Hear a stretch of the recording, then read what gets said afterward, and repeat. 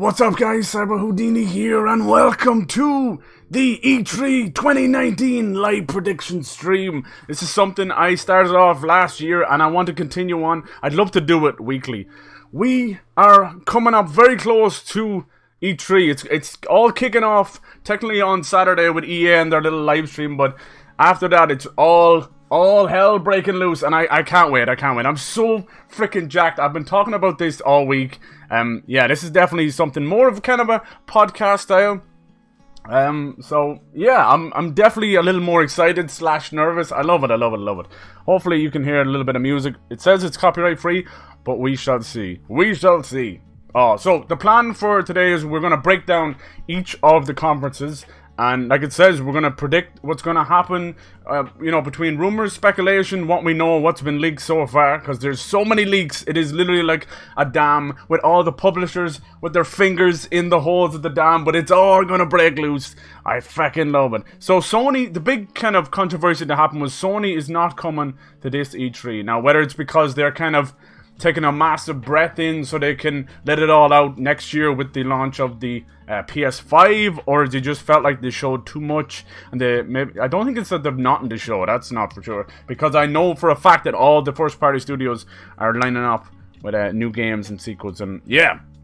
But even though one of the big heavy hitters are gone, that does not mean that this E3 is going to be a slouch. No. People are saying it's going to be a little bit quieter like 2012, but I don't think so. I think this might be one of the last E3s in the traditional sense. There's so many of the big publishers have gone over and to trailers and live streams and all that kind of stuff, which is fine by me. I mean, it's all good. Dynamite, how you doing? I appreciate you coming in so early, dude. Can you hear a little bit of the music? It should just be... I wanted a little tiny bit of music in the background while we're talking and stuff, because there is no controller in my hand. Wow. Look, ma. No hands. It's kind of weird. This is always... I never know what to do with my hands without the controller. What do I do? What do I do with my hands? Oh dear God. Oh. Anyway, so what's rolling in the background, you're going to see a lot of that today. You know, it ain't nothing too fancy. It's just slideshows and that. But we're going to play some trailers. We're going to talk about stuff and let you guys know what I know and what I know is going to happen, what I think might happen, and so on and so forth. Nope, can't hear music. Really? Alright. Should be some music. It says it's coming through. Where's my phone? Let me just double check. It should be it's gonna be low anyway on purpose. Because I don't want to just talk to emptiness. It's not good. Let me see. Should be a tiny little bit. Twitch. It's all good. I mean, this is stuff we can work out. I have it at around the trailer volume, so it should be close to that. I think I put this under talk shows and podcasts. I hope that's what it says. Alright. Just gonna have to listen back to my own thing a little bit.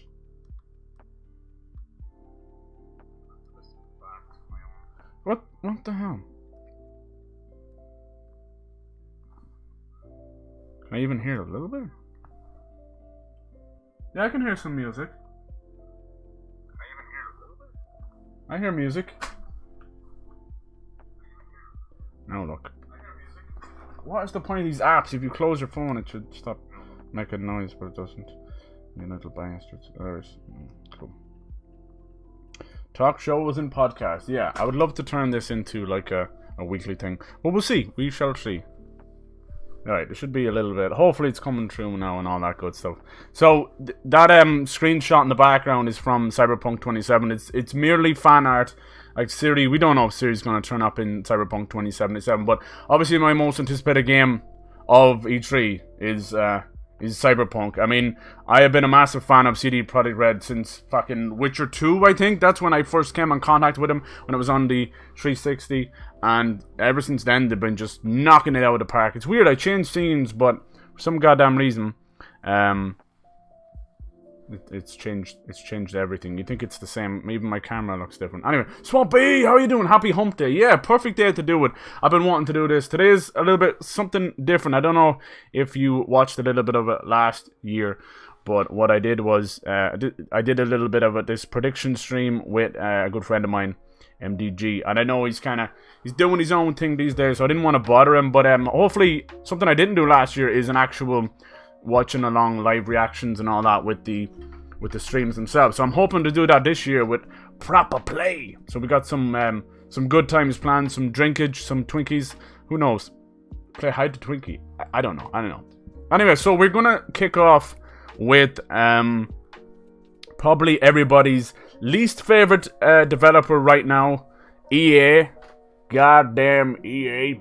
So it says, yeah, so Saturday they're kicking that off. I probably won't live stream that. There's probably no need to. It's just gonna be, it's called EA Play, whatever. It's just a little hour and a half live stream, but I think alright, cool. So I purposely made these screens so that I wouldn't block the names, because I did that last year. And it really sucked, man. It really sucked. So here's some of the games that I think are going to show up at the EA Play. So it's basically going to be an hour and a half live stream of trailers. Basically what Nintendo do. A lot of devs are going to follow suit for the next couple of years, as I believe E3 will probably fizzle out. Damn you, camera. Why are you grabbing the mic? You never usually do that. Anyway. Oh well. Prey 2. We already got Prey 2. Do you mean actually like a sequel to that new one, that Arcane's new one? It was like a pseudo fucking reimagining of the original Prey, which I kind of miss. I know it was a basic alien shooter, but yeah. So yeah, the big one on everyone's list, I think, has to be. Wait, is the music coming through? I'm fucking pissed off now if the music's not coming through. I want a little bit of music, man. It's hard enough with an echo without a little bit of something. Hey, there we go. Second one today, I can't. Cool. Where's Tomb Raider? I don't know. I can't give you Tomb Raider. I can give you Womb Raider. Alright. Let's get this over. Alright, so yeah, the big one everyone's waiting for from EA is Jedi Fallen Order. This looks awesome. I haven't seen even too much of this trailer. I think I watched it once and didn't even take it in. It looks great. I know Dynamite's excited for this, and he's talking about to have a main character. He's ginger haired, or he's ginger or whatever, which is kind of cool. It looks awesome. I mean, Respawn have a fantastic track record going all the way back to Call of Duty, you know. Those were some of the original Call of Duty guys back when it wasn't copy-paste. And then they moved on, and of course we got the Titanfall games. Titanfall 2 still one of my favorite FPSs in a long time, and I've no doubt that they can pull it together. They're very, you know, Titanfall 2 taught me that they're very capable of making a story, a single-player story. They have the chops. It's right there, so I well believe that they're able to do something. Maybe can Respawn actually recapture the Star Wars magic that EA has fucking sullied for so long. Like, by no means are Battlefront 1 and 2, the new ones, bad looking games. In fact, they're gorgeous, but you cannot deny that they are very much lacking. They're half games, and I didn't come here for half games. It's weird that they can't seem to recapture the old Battlefronts that are there. It's all there. Just fucking play it yourself and copy what's been done. Put a big nice new engine on it. It's as simple as that. So we'll see. Like, I've kind of fallen out in love of Star Wars in the last while, but I'm hoping it's cool. You know, I know there's a lot of people, huge fans, who watch Star Wars Rebels and the Clone Wars and that, and there's a huge amount of stuff going on there. It seems to be Star Wars is where it's lacking in the movies, it makes up for it in the shows. Fire Lily, how you doing? So this might be just a little bit easier doing this on my own, so I can actually talk to you guys in chat and you can ask me questions without me butting in with someone else. So we'll see. That's kind of the big one that's happening. Let me see if I can bring this up real quick. I'm probably going to break everything. I'm going to have to find a way to do this. Yeah, I've got a couple of devs I want to talk about that don't actually have stuff going on. Alright. So yeah, you're going to get the usual FIFA and Madden and all that garbage can stuff, which is all good. It's something we've come to expect. I don't know if any of you guys are hyped for FIFA or any of that kind of stuff. Maybe you are. It's all good. I ain't going to hate. Alright. Alright, I'm gonna keep doing that so I can bring trailers up. Apex, I think they're gonna announce Season 2. Obviously, Respawn have been busy working on Jedi Fallen Order, and they're still working on Apex as well, so that's really, really good news. I hope it does well for them. I've heard that it's already losing a little bit of revenue, you know, thanks to the hype of Fallout, or Fortnite. Too many F games. F! So we'll see. It's hard to beat that juggernaut, but making 98 million in 1 month is enough for EA to pursue Apex Legends for at least another year or two. Do you think Jedi game will be online? I think it will have a multiplayer of some fashion. I mean, it's Respawn. I do. New planets that will be able to explore. I hope so. Like, from the world building they've done in Titanfall 1 and 2, and even Apex's giant planet, big map, you know. You know, why not? Why not allow them to do that? I mean, Disney seem fine enough for them to create basically whatever they want because they're not going to call it canon anyway. The bastards. Some said it's like Dark Souls of being a Jedi. You think so? I think it's going to be, it'll be their first, it'll be their first non-fucking shooter, you know? Which is kind of crazy. That's what I'm more scared of. Currently editing again, so might not play. It's all good. I know this is probably not your cup of tea. This is a little bit different. What else we got here? Battlefield 5 DLC. I suppose they'll keep pushing the Firestorm. It's weird. They've kind of bitten off the hand that feeds them in a way, you know. They brought out the Firestorm for Battlefield 5 while, you know, only really endorsing Apex Legends. So you've now pitted two of your own studios against each other with Battle Royale. Like, that's just EA to a T. They have absolutely no business sense at all. But, you know, everybody has to hop on the fucking Battle Royale mode stuff. Sea of Solitude, that is a beautiful indie game. As you know, EA have tried to jump on to the indie bandwagon as well. You know how they go, and they kind of started with Unravel, and they quickly got Unravel 2 out. Now, these are indie devs that they basically bring under their wing, against their will, locked in the basement until they bring the game out. No, not that far. But last year, Sea of Solitude is an indie game I have been watching for a long time. I watched an old interview with Anthony Carboni. That's an old name in the business. I don't know why he's doing these days. Release trailer. Okay, that'll do. And yeah, he had an interview with the maker of this game. Why is it? It's actually got white bars in the trailer. Okay. And it gives me like Shadow of the Colossus vibes. It's really cool. The name of the company is called Joy May, I think. And the lady behind that, her name is like Cornelia Jeppard or something, but she's just brimming with absolute passion, you know? Like, that is what I want to see. Let me see, can I actually see her reveal? Maybe teaser trailer. Yeah, place. It's going to be similar to that, but it's an absolute gorgeous game. It seems to be third person. I don't know, you play a monster. A girl monster. I think her name is Kai, if I remember correctly. But this is the type of game I just fucking love. I think this is coming out in July. Yeah, July 5th, I think it was announced. Gorgeous, gorgeous game. So I can only imagine that the new, as they call them, EA Originals, which is a horrible way of going mine from EA, you know. We'll see. We shall see. I'm just happy to, you know, it's their way of publishing stuff and having that little indie box checked. I just want to see these indie devs be done right, that's all, you know. Yeah. Jedi Fallen Order may not be open world. Interesting. I'm thinking like, the way I'm looking at it is like Star Wars Force Unleashed kind of thing. I just don't think it'll be as fast as that. We'll see. They'll find some way of putting, shooting in it, you know they will, whether it's like blast or fire or whatever.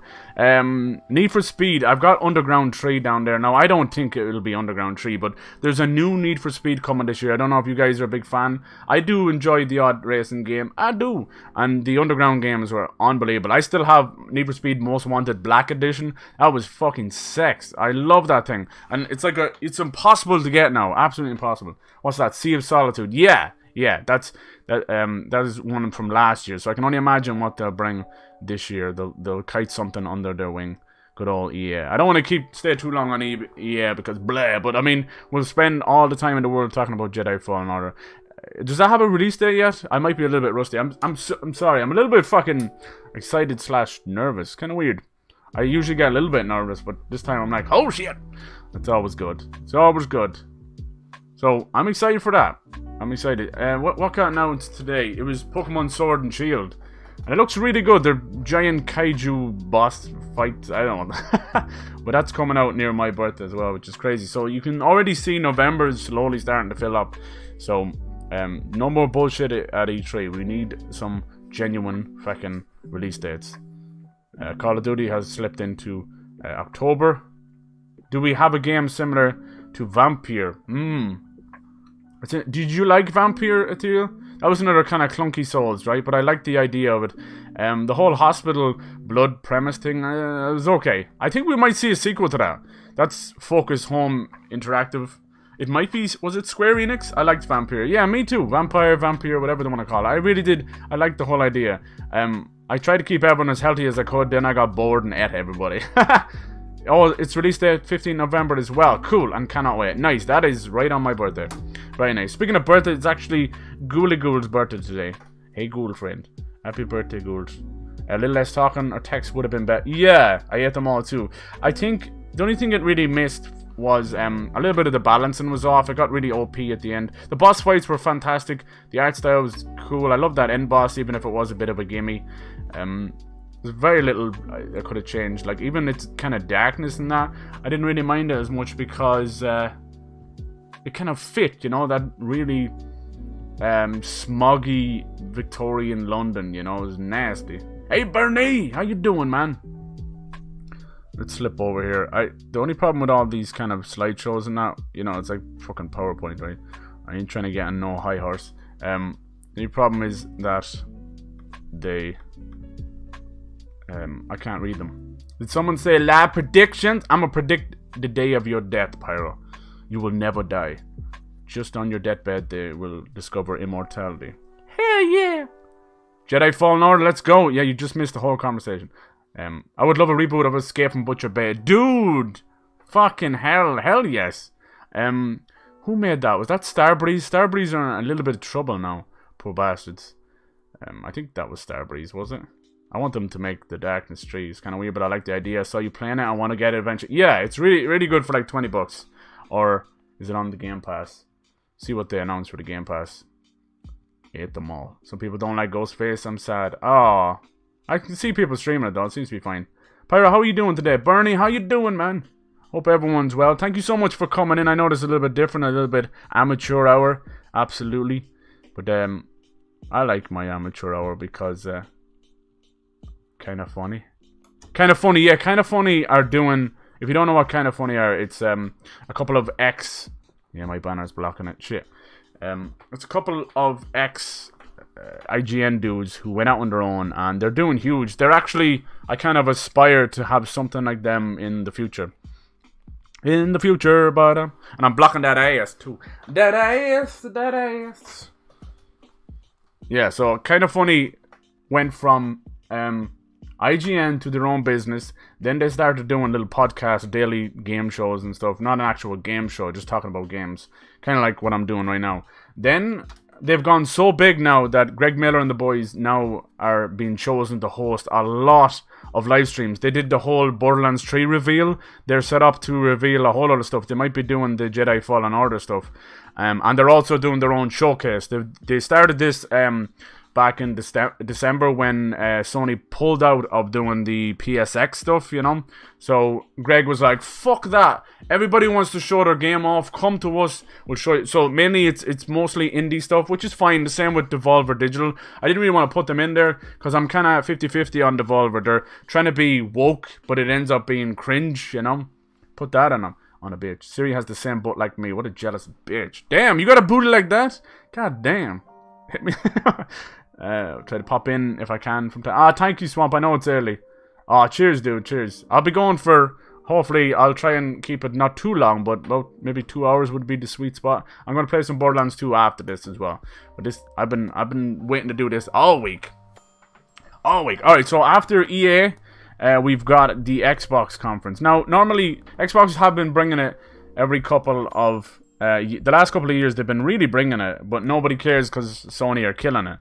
But now that Sony's not here, I actually think that we're going to see some serious shit from Xbox this year. Holy Christ, I'm extra hyped. They've been getting away, like they show a lot and still a lot of that stuff is not out yet. What is PT? PT is Pacific Time. I thought you were talking about playable trailer. It's anybody on California side, and then EST is Eastern, so that's New York. Think LA, PT LA, New York Eastern, and then BTST or BST is British Standard Time. But don't ask me, there's a whole lot of fucking bullshit. So what's it called? Daylight Savings Time. Yeah, it's in the game. I know, early access, right? ET as well, yeah. What did it stand for? So Eastern Standard Time, Pacific Standard Time, alright? As if you don't know, you some bitch. Alright, so I put 2 screens there for Xbox, which is not usually what I'd fucking do, but they're showing off so much. There's a whole lot of leaks going on right now. Last year, they were the developer to reveal Cyberpunk 2077. It's kind of cringy they did this whole, like, glitch thing. Which one are we on now? We're on Xbox. With the big Master Chief. I do believe they'll show off Project Scarlet, which will be the next Xbox. I don't know what they're going to call it. I wish they would have kept Xbox Scorpio, because I fucking love that. That's because I'm a Scorpion. But anyway, so I well believe they're going to give Cyberpunk a huge, big chunk of time. They're supposed to be running for about 2.5 hours, and you know Phil, he'll stretch that to 3. You're excited for Gears 5? Hell yeah. Me too. I actually liked Gears 4 a lot.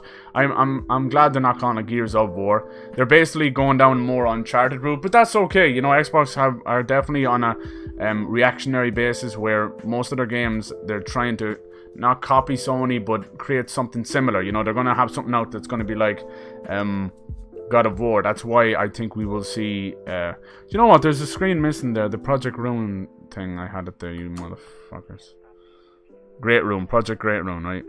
Some pictures. Oh, I don't know. Okay, doesn't matter. I'll just remind me to talk about that. So yeah, they've announced that they're showing off 14 first-party games. We'll see if that happens. I mean, we probably know about 6 or 7 of those games already, and they'll show off another 5 or 6. Ori and the Will of the Wisps is the sequel to Ori and the Blind Forest. Fantastic, beautiful Metroid games. They're actually really fucking really beautiful and hard as well. Let me know if my camera freezes or anything. That's why I'm double checking. Yeah, Gears 5 should be cool. Now you play as Kate, Marcus, and probably kill him this time. They almost killed him last time. I think those games are fantastic. The active reload is still one of the best, coolest things in third-person shooters in a long while, and more games should copy it. Halo Infinite, they'll probably show it off. That'll be a launch title for the Project Scarlet, I'd say. It looks cool. It's supposed to be proper open world, like recapturing the magic of old Halo. Can they do it? I don't know. It's technically Halo 6, which is insane. And putting it Infinite there does not make me too happy, because that just screams Battle Royale. We shall see. There's supposed to be 3 Gears games coming. One's like a Funko Pop top-down shooter. One's a mobile game, and then Gears 5. Gears 5 will probably come out this fucking November. Proper, how you doing, dude? Ori was great. It was. Props. I hope you don't mind me doing this, dude. I was gonna do a little prediction thing that I did last year, and I felt kind of bad. I'm like, I want to get props in here as well. Fuck. It's all good. We'll have our time on Saturday and Sunday and Monday and Tuesday and Twinkie Love. I'm gonna get some booze in there as well. Yeah, Fable 4. I've been talking about Fable 4 a good bit. If you guys didn't know, me and Props hopefully all going well, and well, maybe my camera will probably die, but we'll see. We're gonna do a big collab. We're gonna do like live reactions, maybe a little pre-show, and post-show, like, you know, 15 minutes beforehand talking about shit and then breaking it down afterwards. Props has got a lot of great fucking insights on stuff that you might think I talk a lot about games, but there's a lot of shit I do not know when it comes to Steam, PC, all that stuff, and just Japanese games as well. I rushed home so I could make it. Oh, dude, thank you so much. I feel kind of weird and awkward. I did this with MDG last year, and it was awesome to have him on, but it's kind of weird when I'm talking about this kind of stuff. You feel like you're butting in to talk about, you know, talking chat and all that kind of stuff. It's a weird balance. It's a weird balance. I'm always thinking of these things when I know I shouldn't overthink that. Another Ori game. It's only the second one. Yeah, the first one was really good. I mean, if you like, I think Ori right now, dare I say it, but it is cream of the crop of Metroidvania. When you hear Metroidvania, it comes from Metroid and Castlevania, and all it means is usually 2.5D or 2D games where you collect powers and get better, and it's tough as hell, and you're killing enemies, and you come back and open things and with new powers and that. That's basically what it means. It's another coined phrase, like, you know, all these other like Souls-like and Rogue-like and so on and so on. Halo Infinite looks cool. Yeah. Don't even own an Xbox. Well, the way Xbox is going now, it looks like you might even need to own one. We'll see. Right now, that's all concept stuff, Pyro, so we haven't seen that in game, you know. They're very clever. Ori will be awesome. I'm dying to see what they're going to do with that. I've been waiting and waiting for a fucking release date. No idea what Fable is. Dude, Fable! Oh, shit. Fable is one of the first Fable anyway. It was one of the big breakout British RPGs. Very, very British, to the point they got like John Cleese in there. Really fun. It's just very basic concept of melee and magic and guns in a British setting, kind of cartoony. The first Fable, especially, what was it called? The Lost Chapters. Really, really cool. It was done by Lionhead Studios, which is now gone.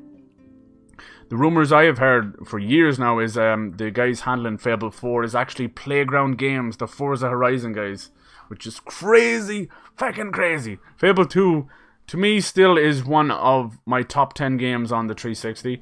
They gave you a dog. It was one of the first games that really give you a dog, and then Fallout did it, and then this did it, and that did it. But the dog in that game was awesome. He'd dig for treasure, and such a badass game.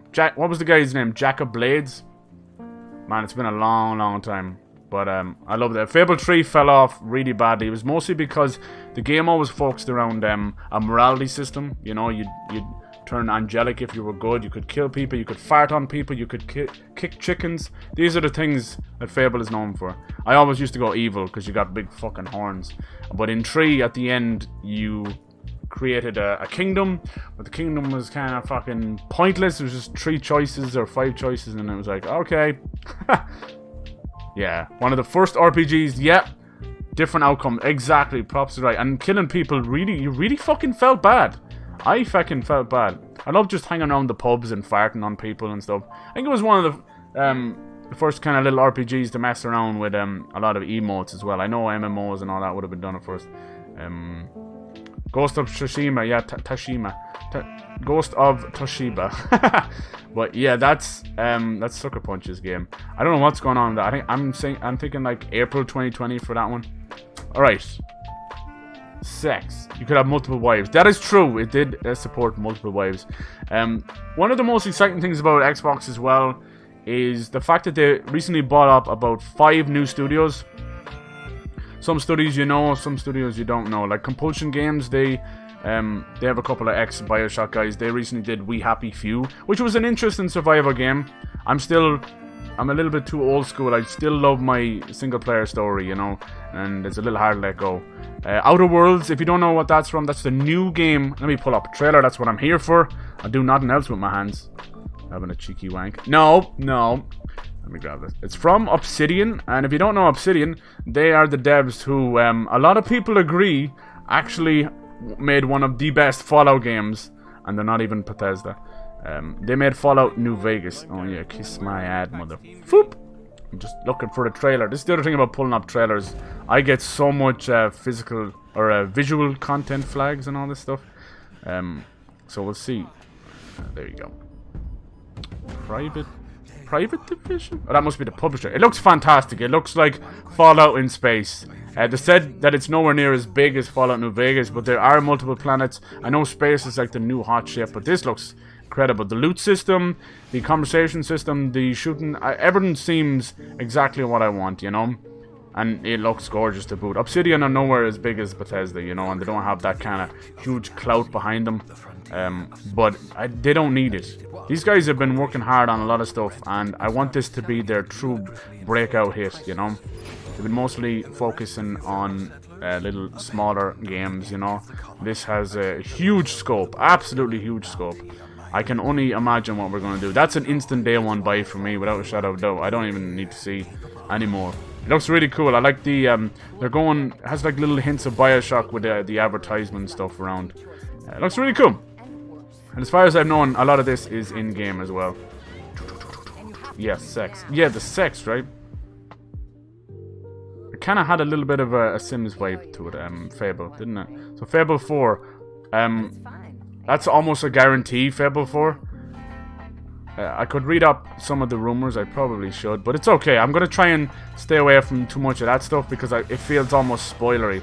If it's all but confirmed, me reading out rumors will. I know, I'm trying to get the balance right. You know, keep it. Just know what I know about it without completely ruining it. Because I feel like when I read out rumors this close to E3, you're practically reading the script. You know, it's like reading the script to Endgame. What have I missed so far? Not much, just EA and Jedi Fallen Order and that, which pretty much all anybody cares about that. That's the Outer Worlds.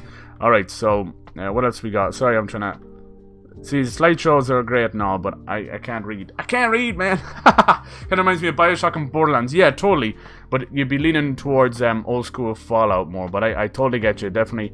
So another one of the devs they got is Ninja Theory, and if any of you guys know Ninja Theory, they made that DMC Devil May Cry game, which was, you know, not considered the best, but I liked it. It was different. But they also made Hellblade from 2016, which was one of my top 10 games of 2016. Just incredible. They have it on Switch, I think. Have it on everything now. But if you can get a chance, go play Hellblade. It's so much fun. You play as Senua's Sacrifice. I think that's what it's called.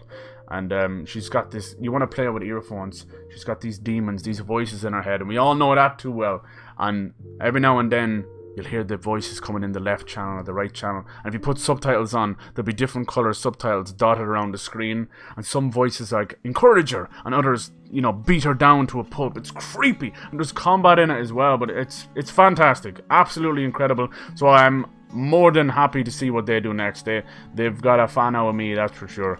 Yeah, Compulsion. The one beside Compulsion, the little diamond, that's the Initiative. That is Microsoft's big baby. Now, I don't know what they're doing, but they've basically taken talent from every huge AAA dev going, from Naughty Dog to Sony Santa Monica to Crystal Dynamics, you name it. They've got someone from each, all handpicked, so we'll see. As far as I know, the Initiative have been brought together to basically make something on the lines of Horizon Zero Dawn or God of War. That they're actually calling it a quadruple A studio, which is just sickening to even say. Like, this is not what gaming's about. I don't care how many A's are after your fucking name. Just give us quality and don't overwork your bloody staff. What else we got? Oh yeah, Perfect Dark. I've been hearing for about 2 years now that they're trying to bring Perfect Dark back. Perfect Dark is one of the top fucking FPSs back in the day. It was all about GoldenEye and Perfect Dark. Perfect Dark Zero was a bit of a sidestep, and they can't seem to lock down the actual design of Joanna Dark, which is makes me laugh. One minute she's a redhead, one minute she's black hair. I know what's going on, but yeah, they're trying to bring that back. They're trying to basically, they look what Sony's got, and they're trying to do a comparison. They're like, boom, boom, boom. They have the racing down, you know, Halo's there. Perfect Dark was my shit. Yeah, props, yeah. Another big rumor that I only just heard yesterday, so I didn't have time to put it in there, is Banjo-Kazooie. Now, I know they've wanted to bring this back as well, and after Ukulele came out, that was from the old school Banjo guys. Didn't do too good. It did okay numbers, you know, it was an indie style banjo. I don't know if the world is ready or if people like those kind of games anymore, because A Hat in Time came out, another beautiful collectathon 3D game, beautiful game.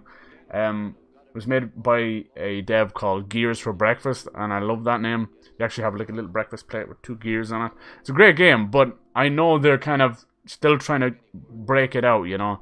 So I just wonder, has the world kind of moved on? I know Crash and Spyro, they're kind of got a resurgence, and the sales on them are crazy. Will Banjo have the same clout? I don't know. We will see. What else have I been hearing? Forza, of course. I think Forza Horizon... No, not Forza Horizon. It would be Forza Motorsport 8. But, you know, it kind of sucks what they're doing now. You know, fucking Xbox going to Xbox. But they're basically interchanging each of the Forzas. I love Forza Horizon. That's me to a T. It's more arcade. I love it. But this thing of, like, just milking the 2 series is a little bit rough. The Motorsport series is more traditional simulator racing, and the Horizon series, they still need to go to Japan, the bastards. Alright, let me see, what else can I talk about for Xbox? Let me see. I had something in my head. I know I'm probably talking a mile a minute. I love it! Hellblade made me crazy. Yeah, in the best possible way, right? Let me see. I suppose we could talk about the Xbox Game Pass. That's going to be coming to PC, which is pretty huge. And Dynamite, you brought up a good point. You sent me a little message saying that they're supposed to be allowing people to have similar gamer tags or something. It sounds like a weird rumor, because PlayStation just allowed people to change so that this thing wouldn't happen. So there's only two reasons that's happening, Dynamite. One is because they're bringing the Game Pass to an Xbox in general, to PC in a bigger way. You know, now the exclusives are all going to be on that Game Pass. Maybe it'll be like an almost might be the same system. I don't know.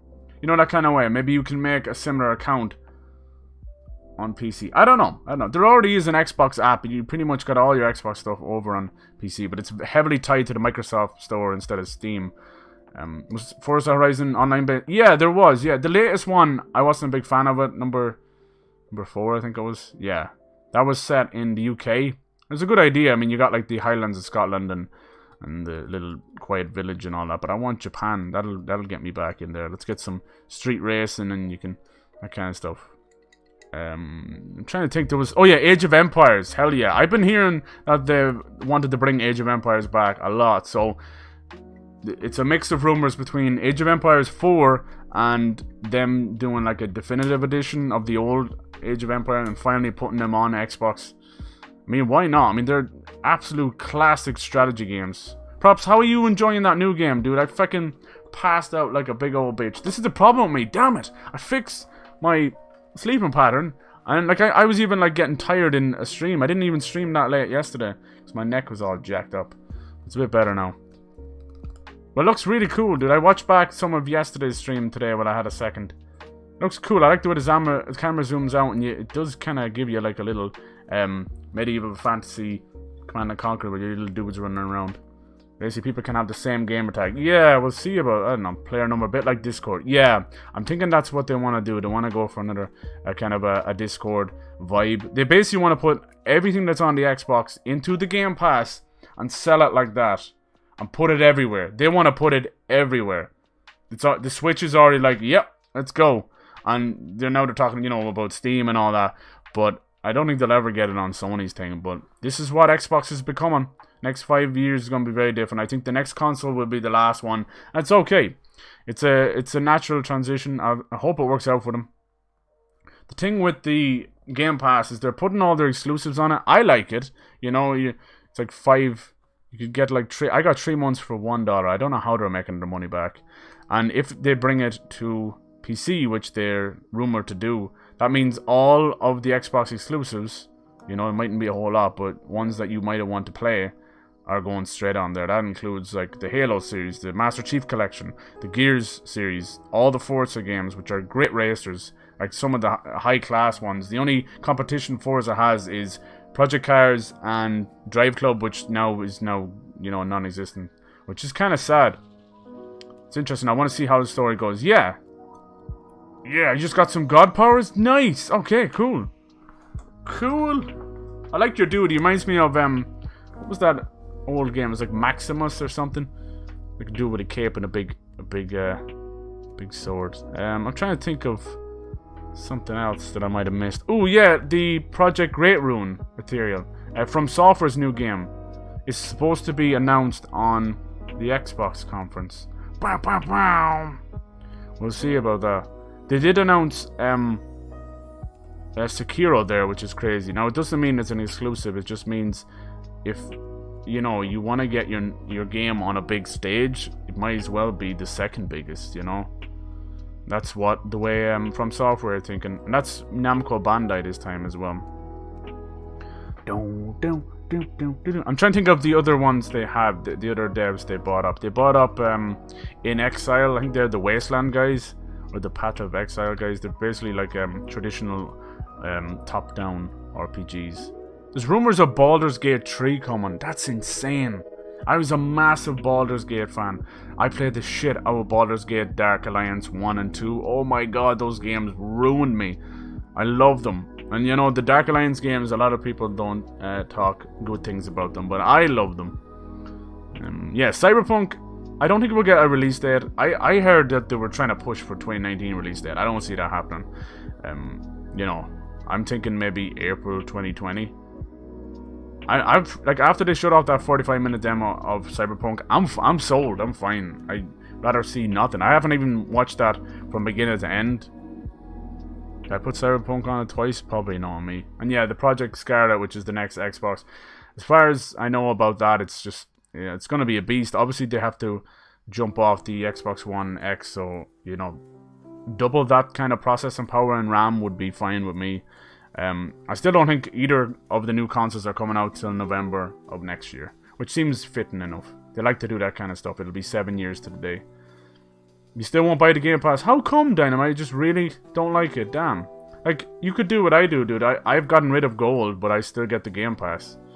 I think Xbox Live Gold is yeah. Kind of weird, though. From software, usually it's sweet time. Yeah. Oh, no, that Great Rune, that's not even going to be the official name. That's not coming out this year. No way. We'll get Sekiro DLC first. That'll be next year. Yeah. We have a new game. I know. See, this is why I'm saying Sekiro was made by the Dark Souls 2 team. I'm telling you. New IP usually takes about 3 years. It's been about 3 years since Dark Souls 2, if not more, you know. Actually, it's been 2014, technically, when you got Scholar of the First Sin. So it's been about 4 or 5 years. And it feels like... It doesn't play like Dark Souls 2, but it feels like it... It's like it's got this kind of yellowy tint on it. It's a gorgeous game, and I love Sekiro. I feel like it was a little bit short. I destroyed that game.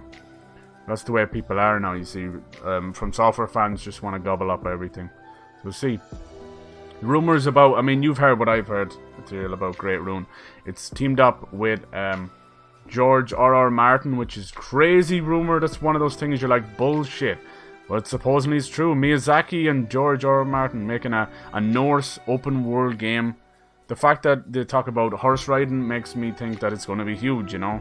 Rumors of them going, you can go between kingdoms, you kill the king and you can get their power and build up each kingdom, basically expanding. It sounds very like you know, like Dynasty Warriors or something. Hey Megan, how you doing? We're just talking games. I'm trying to think what else the Xbox could show off. I keep looking at the picture, it's not going to help me. Just trying to remember, let me see. So we talk about Banjo, Fable 4. They're going to do the usual. See, the thing is, they're trying to bring back Fable. And everyone's like, yay! But secretly, like, this has been an on-running joke the whole second half of the 2000s, where it was just Fable, Halo, Gears, Forza. Fable, Halo, Gears, Forza. They just shut them all out, you know? So maybe it's not time for them to bring that stuff back. I don't know. We shall see. I still want them to bring back some of the other projects they had. Like Coalition, the guys who are working on Gears now, had a game called Shang Heist, which is probably a bad pun. But it looked really cool, very Splinter Cell-esque. And the way Splinter Cell is going, they should definitely move over. Bam, bam. Let's hope there's a bit of music and all that. Did I play the little Halo Infinite? Anyway, I think we'll move on to the next one. If I can think of something else, I'll think of it. So that's Xbox down and EA. But Xbox, I think in terms of what they're going to show, I think 90% of the games you guys are probably hyped for might be shown, if it's third party, will be shown at Xbox's conference. They're going to probably go for about 2.5 hours, 3 hours. It's going to be non-stop. Like last year we had like Jump Force, Sekiro, so there's going to be a lot of Japanese influence again. You know, you might see Resident Evil. Yeah, I'm just kind of thinking about that now. I actually have something about Capcom later on, because Capcom are on such a big roll that I had to separate them. But you might see Resident Evil Remake 3. Fucking Nemesis is back, baby. You might see that at Xbox's conference. I well believe it. Maybe some DLC. DMC DLC. Jesus Christ, I never really put that together to now. You dumbass. But yeah, 14 first party games. Very interesting. I'm trying to think of what other ones would be. I've kind of named out a good few. I'm all for new IP. Give me new IP or give me death.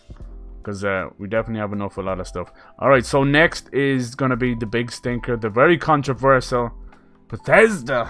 I'm actually really excited for this one in the weirdest way. I think this might be the first ever E3 conference that's going to get booed. I don't want to see them booed, but honest to God, there is no excuses for Fallout 76. There is no way. There's no backpedaling. Todd Howard could come on stage in a fucking Nimbus cloud, dropping iPhones off in everybody's lap, and it still won't matter. They shit the bed big style. So I'm excited to see what happens. No, I never want to see a dev do bad, you know, because it's people's jobs that are at stake, you know. You can make your memes, you can make your videos or whatever, but at the end of the day, blame the fucking publisher. Don't blame the individual devs, you know. Like, Jesus Christ. Obviously, it's a team effort and a team fuck up, but Jesus Christ, in this day and age, we need devs to definitely fucking unionize and secure those jobs, because we're heading for some dark times otherwise. Skyrim! Yeah, I gotta put Skyrim in there. It's just the way it is. It has to be done. Alright, so the first one on the list is Starfield. If you don't know what Starfield is, this thing is like 3+ years in development now. This is Bethesda's space game. It's built on the Fallout and Skyrim engine, the Creation Engine, I think it's called. It has another name. I can't remember what they call it. It was like Incubator or something like that. But basically, it's the Creation Engine. That bastard of an engine that has been built. Now, I had heard rumors that it wasn't going to be using that engine, but then they quickly backpedaled. So it makes me think that they've gone back and used that engine. You know, I just don't know why people don't jump on Unreal Engine, for God's sake. Be done with it. Because the more they use that engine, the more it gets better and better. But I hear good things about it. I hear space travel, multiple planets and solar systems, the ability to craft your own spaceship, kind of like how they use the building in Fallout 4, which I wasn't a big fan of, but if they can use it to craft space stuff, like, hell yeah. We'll see. I don't know how much we're going to see. Like, they got very cheeky and showed off 2 bloody logos for Starfield and then Elder Scrolls 6. So I'm thinking maybe another logo would be nice. Maybe they could mirror that one image. It'd be cool. Skyrim Super Special Edition. Yeah, like they did so much good last year. Even with that funny little, what was it? The Alexa or whatever. That was such a great little funny video. I like when a dev can poke fun at itself, because it is. Looking forward to news on Starfield. Yeah, I like the name of it as well. It's a perfect name. I just put Skyrim in there because mainly just for... There's no other shots of Elder Scrolls 6, but we had a great conversation the other day about what you guys want from Elder Scrolls 6, and all sounds good. We'll see. I don't think we're gonna get anything from Elder Scrolls 6. I hate to say it, I know, but as far as I've been told, that teaser is pretty much all that's kind of done right now. So we'll see. It's in production, but I still stand by 2023. That's what I'm getting at. I think what I had heard is Starfield is 2021, and Elder Scrolls 6 is 2023. But we'll see. Starfield was always supposed to be announced like 2 years ago, 2 E3s ago anyway. I'd explained that about the, if you look, maybe I can pull it up. Let's see. And I'll pull up a. Oh, I can't really pull up a trailer for those. It was funny, it was their first... here you go. It was their first E3. Let me see if I can get a good shot. I'm going to kind of skim through it real quick. It's kind of weird. That's the way they started it. Let's go on stage. So basically, that's what I was trying to say. You're going to see a lot of like little space things all dotted around. Wait, hold on. What is this? Is this the right one? Full press conference. Is there nothing on stage? Then maybe it was last year then. Maybe it was last year. Actually, do you know what? I think it was last year. That makes more sense. I suppose it's technically 2 years ago. That shot I have there, they call that Bethesda Land, which was pretty cool. No, they showed off Starfield last year. Anyway, look, it doesn't matter. Doesn't matter. I think Elder Scrolls 6 was come out for next... Oh, yeah. Just not right away. Not right away. What else have we got? We'll probably get some Rage 2 DLC news, maybe even VR stuff. I'd like to see some new IP, you know, what's cooking. I want to see what Arcane are up to. I know Swamp said he wants to see a sequel to Prey, the new Arcane's new Prey. That would be interesting. Is it time for Dishonored 3? I don't know. It's not been that long. And I know they wanted to take a little moment to... really kind of just come up with something fresh, you know, like Dishonored 2 is a stealth masterpiece. It harkens back to the Thief days, you know, and being able to like character, you know, the whole story of Corvo and pick your own character and all that kind of stuff. It was really cool. Wolfenstein Youngblood. Sorry, there's so many Wolfensteins. That's really cool. I'm actually going to play that. It's coming out in July, I think. And it's set in the 80s. You play as BJ's daughters. I think it's a co-op game. You can play the whole game with someone else. And it looks really cool. Let me pull up a trailer for that, actually, because I haven't seen too much of it. If I'm kind of sold on a game... you know, if I know I'm gonna get it, I won't dive too deep into trailers and stuff. I'm like, that's fine. Just give it to me. Give it to me. But I think the new Wolfensteins have been very, very impressive. I gotta give it to them.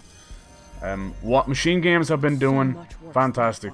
I'm gonna go play through all the newer Wolfenstein games before it comes out. Wolfenstein! I hope I'm saying that right. Said they won't make... Yeah, I think they're gonna wait for like next gen and just... They kind of... Good on them. They'll wait until they get that kind of creative spark and a good idea, you know. But that means that Arcane could be cooking on something else.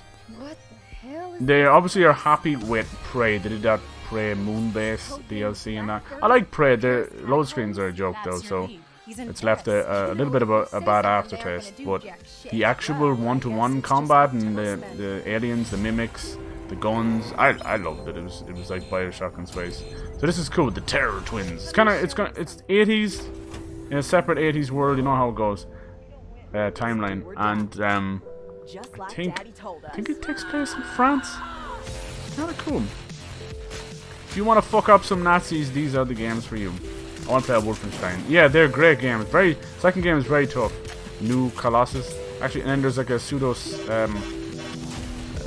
expansion game or something. Old Blood, New Blood, New Colossus, New Order. There's so much. There's just so much.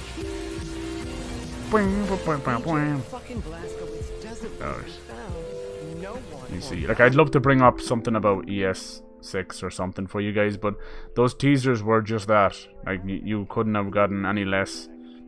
Even people started to like try and break down that teaser for ES6, showing off the countryside in the bottom, you know. I was like, it's on this continent, motherfucker. And I'm like, Jesus, you're probably right, but is that not just a bit too much? Jesus.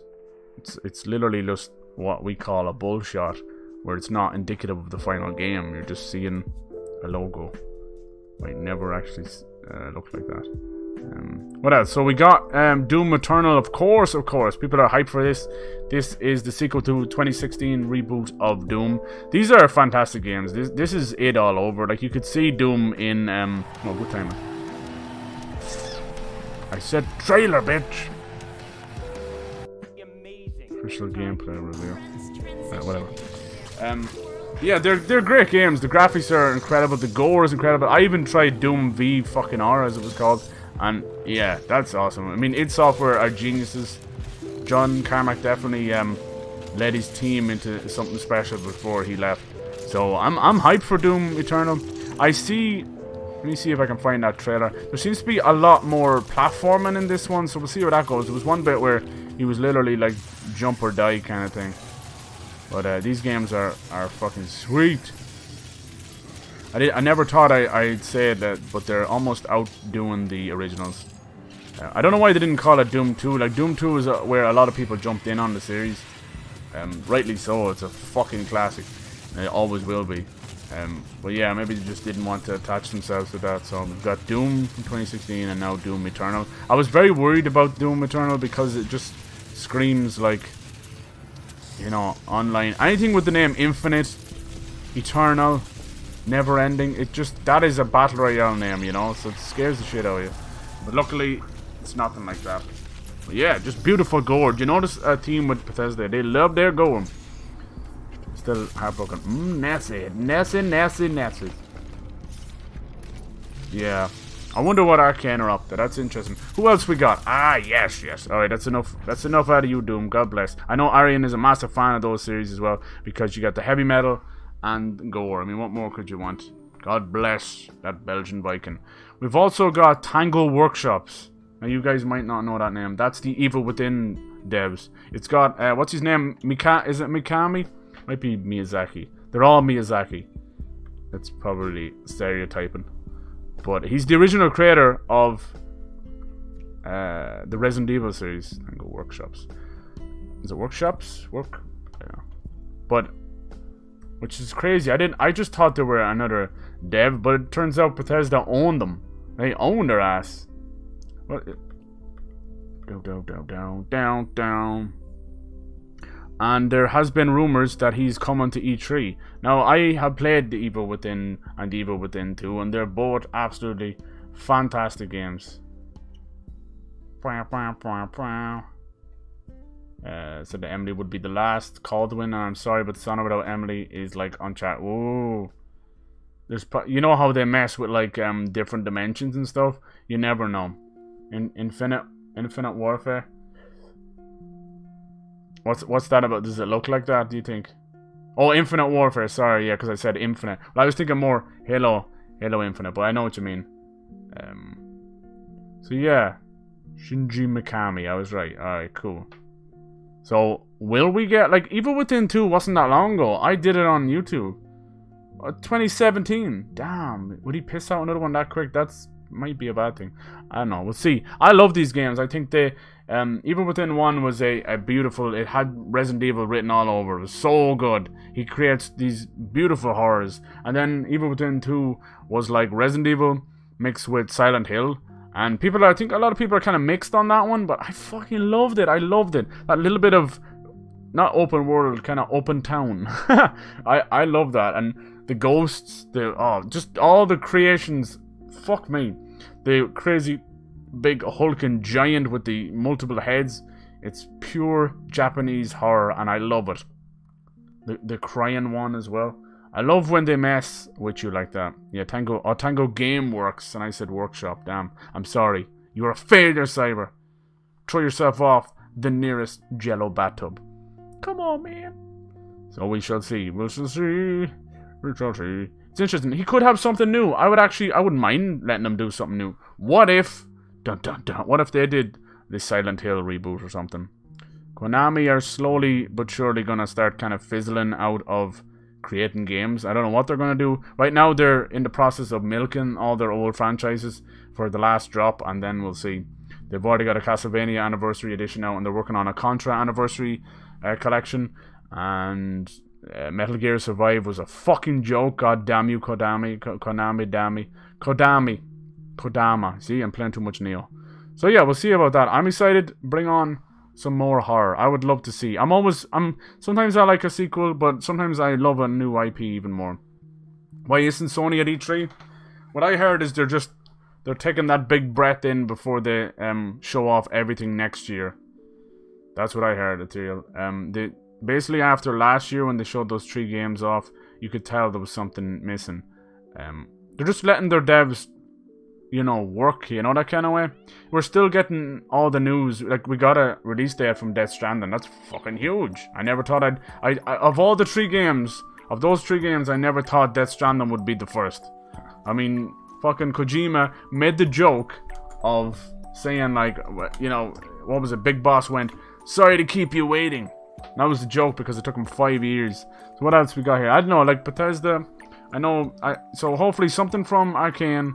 And yeah, new IP. I mean, I didn't even put Fallout 76 in there, which is, I didn't do on purpose, I swear. Let's see what they do. I cannot see them doing anything but digging a ditch. They'll probably show off, you know what they'll do? They'll do the chicken shit way of doing things. They'll show a trailer for the next roadmap for Fallout 76 or an expansion, something cool, and then move on. And that's it. And I guarantee you that's what they'll do, because they don't know how to get themselves out of that mess. And it's sad because that game was not ready for mainstream. It was completely undercooked, and Todd Howard comes out literally like 4 days ago and says, "I knew it was going to be shite when we launched it." So, I mean, you couldn't possibly say anything worse than that. You just... Fuck. Oh, shit. Anyway, alright, cool. We've already been going an hour. That is unbelievable. I love it! That's good. We got a lot more, don't worry. Alright, so... Let me move over here so I don't fuck that up. You guys, anything you want to see from Bethesda? Let me know. What's your most excited game for E3? Dude, I should have messed around with the straw ball polls and that today, but it's all good. It's all good. Alright, so after Bethesda, I think I got this order right. I'm not too sure though. But I try to keep breaking them down in order, so it's just easier to remember which day is which. But on the Saturday, as far as I know, we've got... Is it Saturday? No, Saturday is EA. It's Sunday. Sunday's a big old bitch, and I love it. We got... I think that's the one with... it's June 9th. That's Xbox, Bethesda, and Ubisoft. I think that's... Alright. Jesus Christ. There's so many. Where's the big one? Hold on, let me grab this right quick. Here we go. You know, Xbox, Bethesda, and Devolver. Devolver Digital, they'll be doing a lot of indie games. I can't really speculate what they're going to show. They're very random. But that'll be worth looking at, even just for the cringe. Alright. So then on the Monday, I'm bringing up Ubisoft right now. But just before that is the PC Gaming Show. I didn't go in on the PC Gaming Show. I don't have a clue. That is a topic for your boy Proper Play. So he'll hopefully have some good stuff. I know he will. He has some good stuff to talk about. I didn't even really watch last year's one. But yeah, I don't know what they even show off with those. I wonder, it looks like it's sponsored by PC Gamer, the website, but we'll see. They're pretty much a lot of indie games and Steam games and that. Hell yeah. Alright, so then on Monday the 10th, 9 PM our time, is Ubisoft. Ubisoft, I mean, they're gonna bring it. You know Ubisoft. I'm excited for Ubisoft. I think we're getting to the point with Ubisoft that they need to kind of not only show, we need some fucking release dates and stuff. The problem with these conferences is once one get away with it, the rest of them will do it. And it was EA who started this thing of showing off games literally mid-development. You could see like half-finished sketches and everything of Mass Effect Andromeda. Yeah, that is EA, isn't it? You wanted to talk about Dragon Quest, sorry. I mean, I didn't talk about that during Anthem. Or during, yeah, because of Anthem, really. Anthem, there's no way of really fixing that. They're gonna go away and come back, hopefully, with some good stuff. I don't know. It's a mess. I don't know why they don't listen to that famous Nintendo director's words. A half-assed game will always be a half-assed game. But a delayed game may one day be good. What else? Dragon Age 4. I got some fucking bad feelings about BioWare now. I knew Anthem was a bit rusty, but this has become a black hole, and I don't know if BioWare can get out of it. You're literally against... The black hole is EA's anus, and BioWare cannot seem to claw out of that thing. And what do EA do with devs? They swallow them whole, that big ass! And I don't want that to happen. BioWare, I still believe there's talent there. I think it's just mismanaged, misdirection, and some horrible people in power, you know. I think if they were to get out from underneath that, there might be hope. I think, I don't want to say this to you, but I think Dragon Age 4 was that little teaser for the, what was it, the Dire Wolf? Let me see, can I bring it up? I think that was just a stopgap, a kind of a scare tactic to show EA that, hey, this game might be shite, but look what else we got. You know, please don't sack us, please. And that sucks, because I kind of do like, here we go. It was teased back in December at the Game Awards. What's it called? Something? The Dire Wolf or something. Because Dragon Age 1 was fantastic. Dragon Age 2 was a disaster. This is the problem with BioWare. They have a very spotty track record. Dragon Age 3 was still a very good game. It just got completely dwarfed by Witcher, and that's on EA's. You know, what can you do? I think it came out a full year before it, but still, people are like, no, I'm holding on. So we'll see. Yeah, Dragon Age 4 will be good. I don't know if we'll even get it. For whatever reason, my internet cut out. No worries, Pyro, it's all good. We're just going to move on to Ubisoft now in a second. Why isn't that? What about... No, Nord Assassin shit? You like that? No? We'll see, that's the Dire Wolf. that couldn't be less of a teaser if it was Elder Scrolls 6. That's all that is. That whole trailer is basically, please don't shut us down. Please don't shut us down. It's nothing but a zoomed in image. It's no more than what I'm doing right now with these slideshows. But it's sad. That has desperation written all over it. I want a Dragon Age 4. The other rumors are that they've been wanting to do a Knights of the Old Republic 3 for a long time. I think it was, or just a new one anyway. And EA kept saying no. It's only gonna interfere with Battlefront 2. Now you've seen that EA has, I think they have the license for Star Wars for almost 10 years, and they've only managed to put out Battlefront 1 and 2 in a mobile game. Every Star Wars games that was in development by them has either been shit-canned, or it turned out a little bit bad, or woeful bad in some cases. Star Wars 1313 was very famously shit-canned. Visceral Games, was it? Yeah, Visceral, was it? Does EA? They did. Damn it. I'm even forgetting that. That was, I'm after opening an old wound with that one. Visceral are gone now. The Dead Space guys are gone. I'll never get over that shit, man. It's worse than fucking Titanic. Oh! But Visceral Games were working on a Star Wars game, an Uncharted style Star Wars game with Amy Hennig, the original fucking writer of the Uncharted series and so many great games, and it's just disgusting.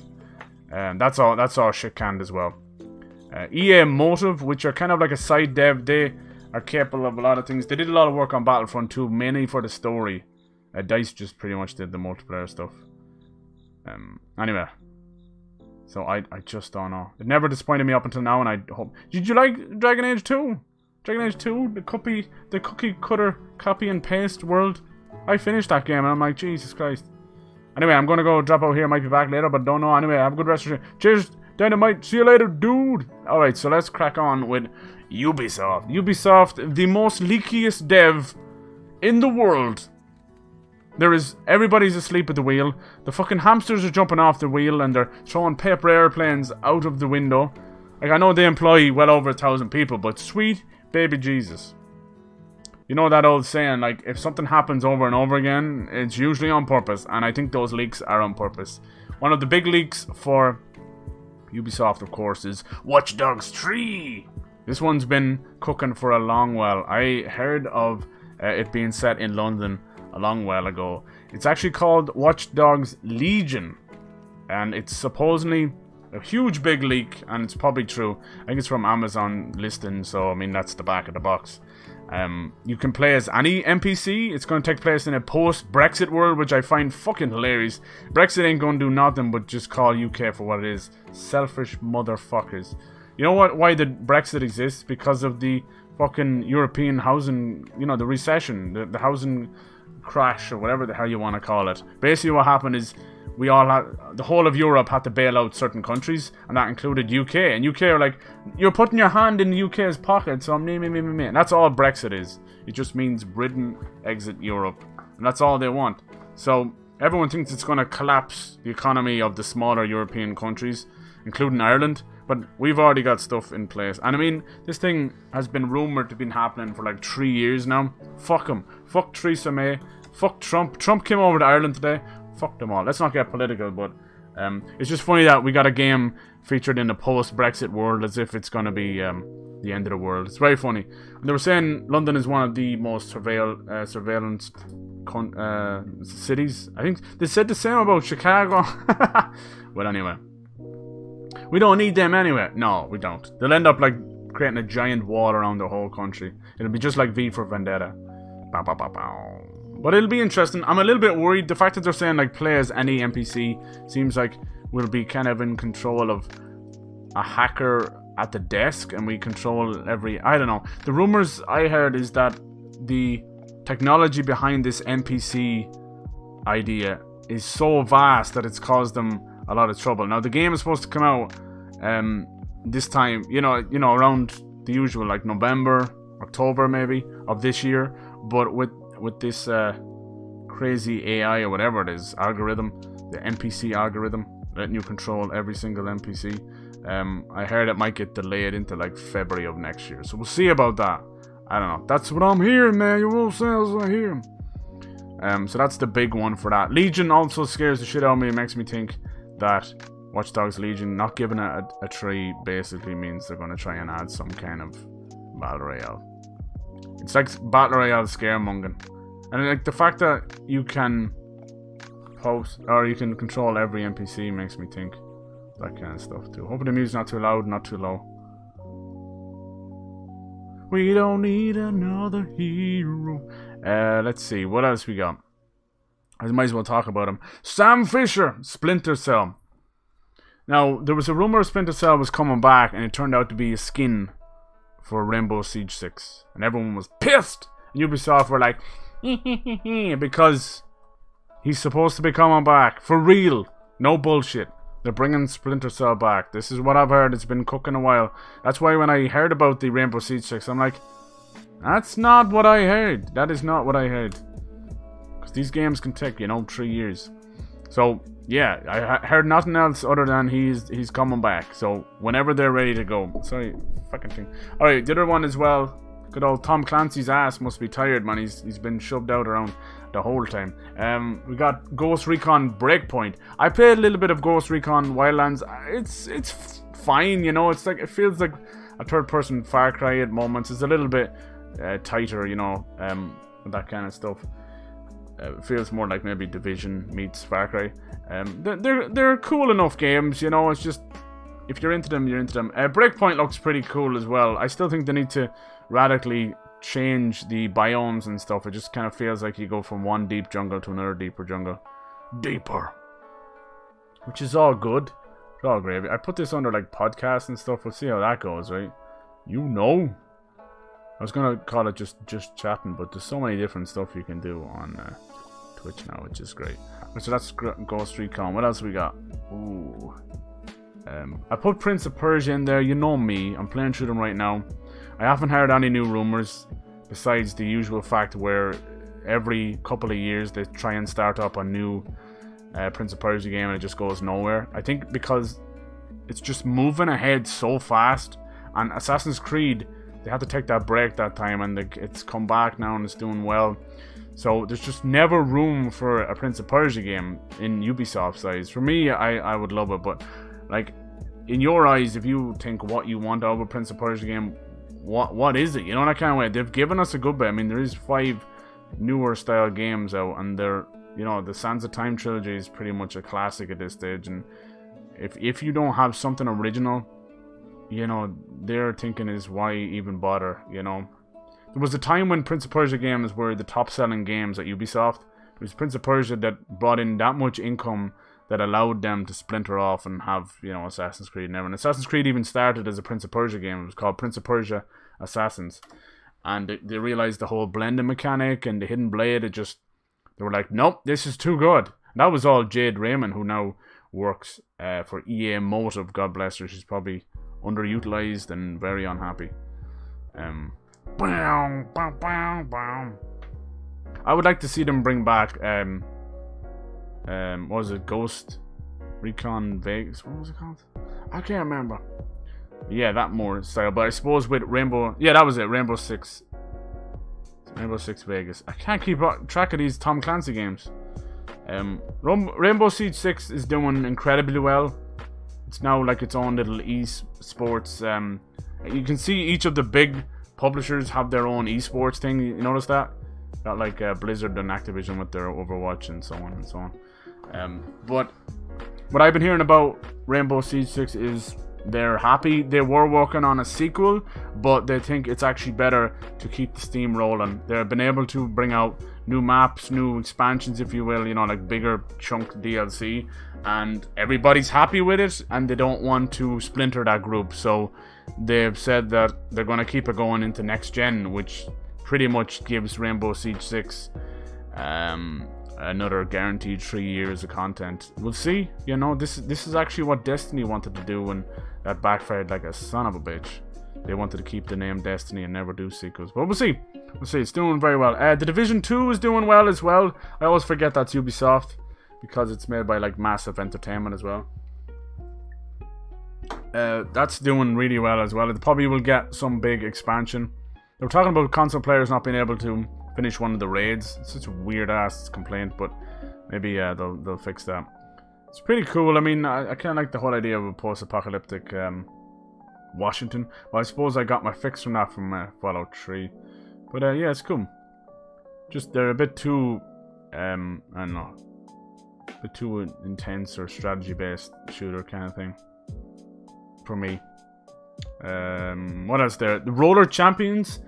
I think that's what it's called. Roller Champions. That is going to be what it wants to be. Ubisoft wanted to make a game that can stay in competition and contend with Rocket League. And basically what it is, it's going to be like Roller Derby. If you guys don't know what Roller Derby is, just go watch the movie Whip It. Whip It! It's basically a huge kind of ring and people on roller skates beating the shit out of each other, going around in circles in a giant kind of what's it called, pass the baton or whatever. Anyway, so we'll see what that's all about. It looks colorful. It pretty much leaked. We'll see how it goes. I don't think anyone can have the success of Rocket League to that level, but that's what they want. They want the cool little sports game that they can keep going. What else?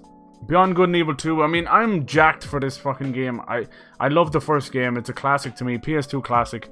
I'm a little bit worried about it because I feel like it's lost a little bit of its identity. Not its heart, though. There's a lot of space monkey stuff going on. Let me pull up a trailer. So basically what Beyond Good and Evil 2, or Beyond Good and Evil 1 was, it's a third-person combat, or just melee combat with kind of a detective feel to it as well. And you played as a woman named Jade, and she was the leader of these little orphans, and she worked at a crappy little job on a planet. Very colourful, beautiful, like very Rayman-esque, you know.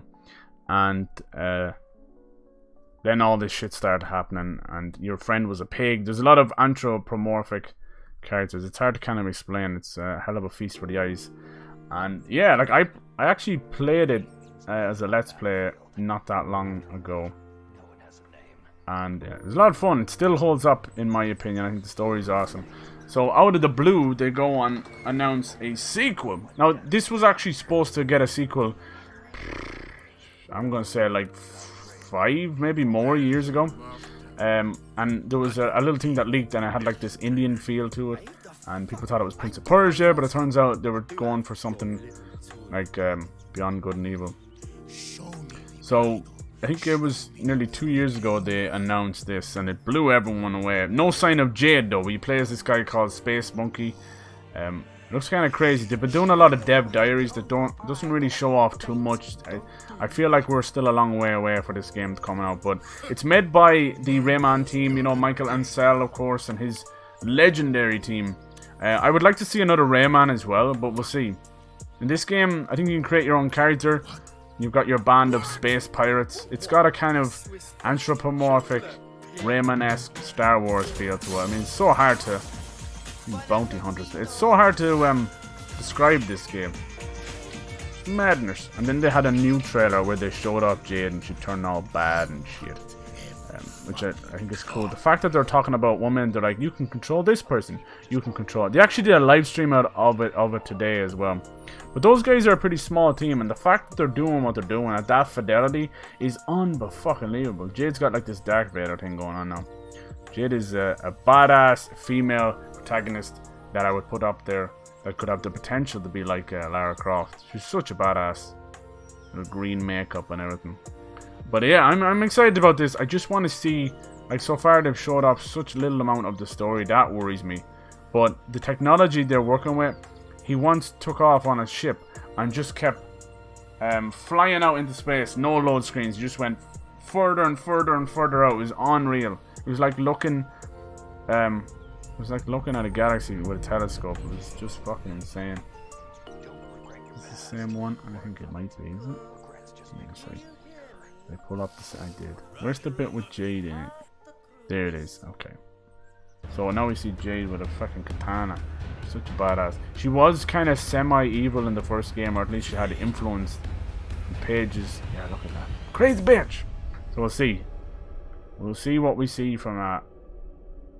I feel like Ubisoft are getting a bit impatient. That's what they do. They're like, we need answers. We need to show something. And I've saved the best to last. The best. Another little leak that happened. Assassin's Creed Ragnarok. Hell yes, Pyro. Are you excited for that? This is one from a feudal Japan, so it doesn't actually look like that. But the next screenshot is it's just another beautiful fan art, but expect something like that. I used to say that this was the year of the samurai, but I think I need to take it back. It's the year of the Norse. Ever since God of War came out, they're all like, fuck yeah, give it to my veins. So we have maybe Great Rune from Software is a Norse game.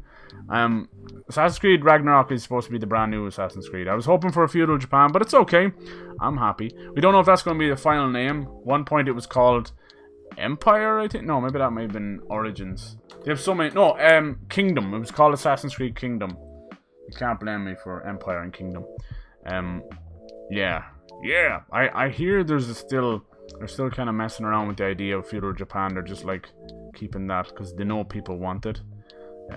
Sounds cool. Like you know, Assassin's Creed Rogue had a lot of very vicious combat in it, which is really cool because you're playing a bad bastard. So I'm hoping for something similar in Ragnarok. Now this is not going to come this year. Will we see something from it at E3? I don't know. I would like to see a flash of a logo or something, but that's what the rumor is. I think they're happy enough with the Odyssey and Origins engine, which is actually the Black Flag engine brought into the new generation and stuff. AC Rag, yeah! Haven't heard of that one. That's messed up, dude. The Rag. I was talking about a few games you said you were hyped for.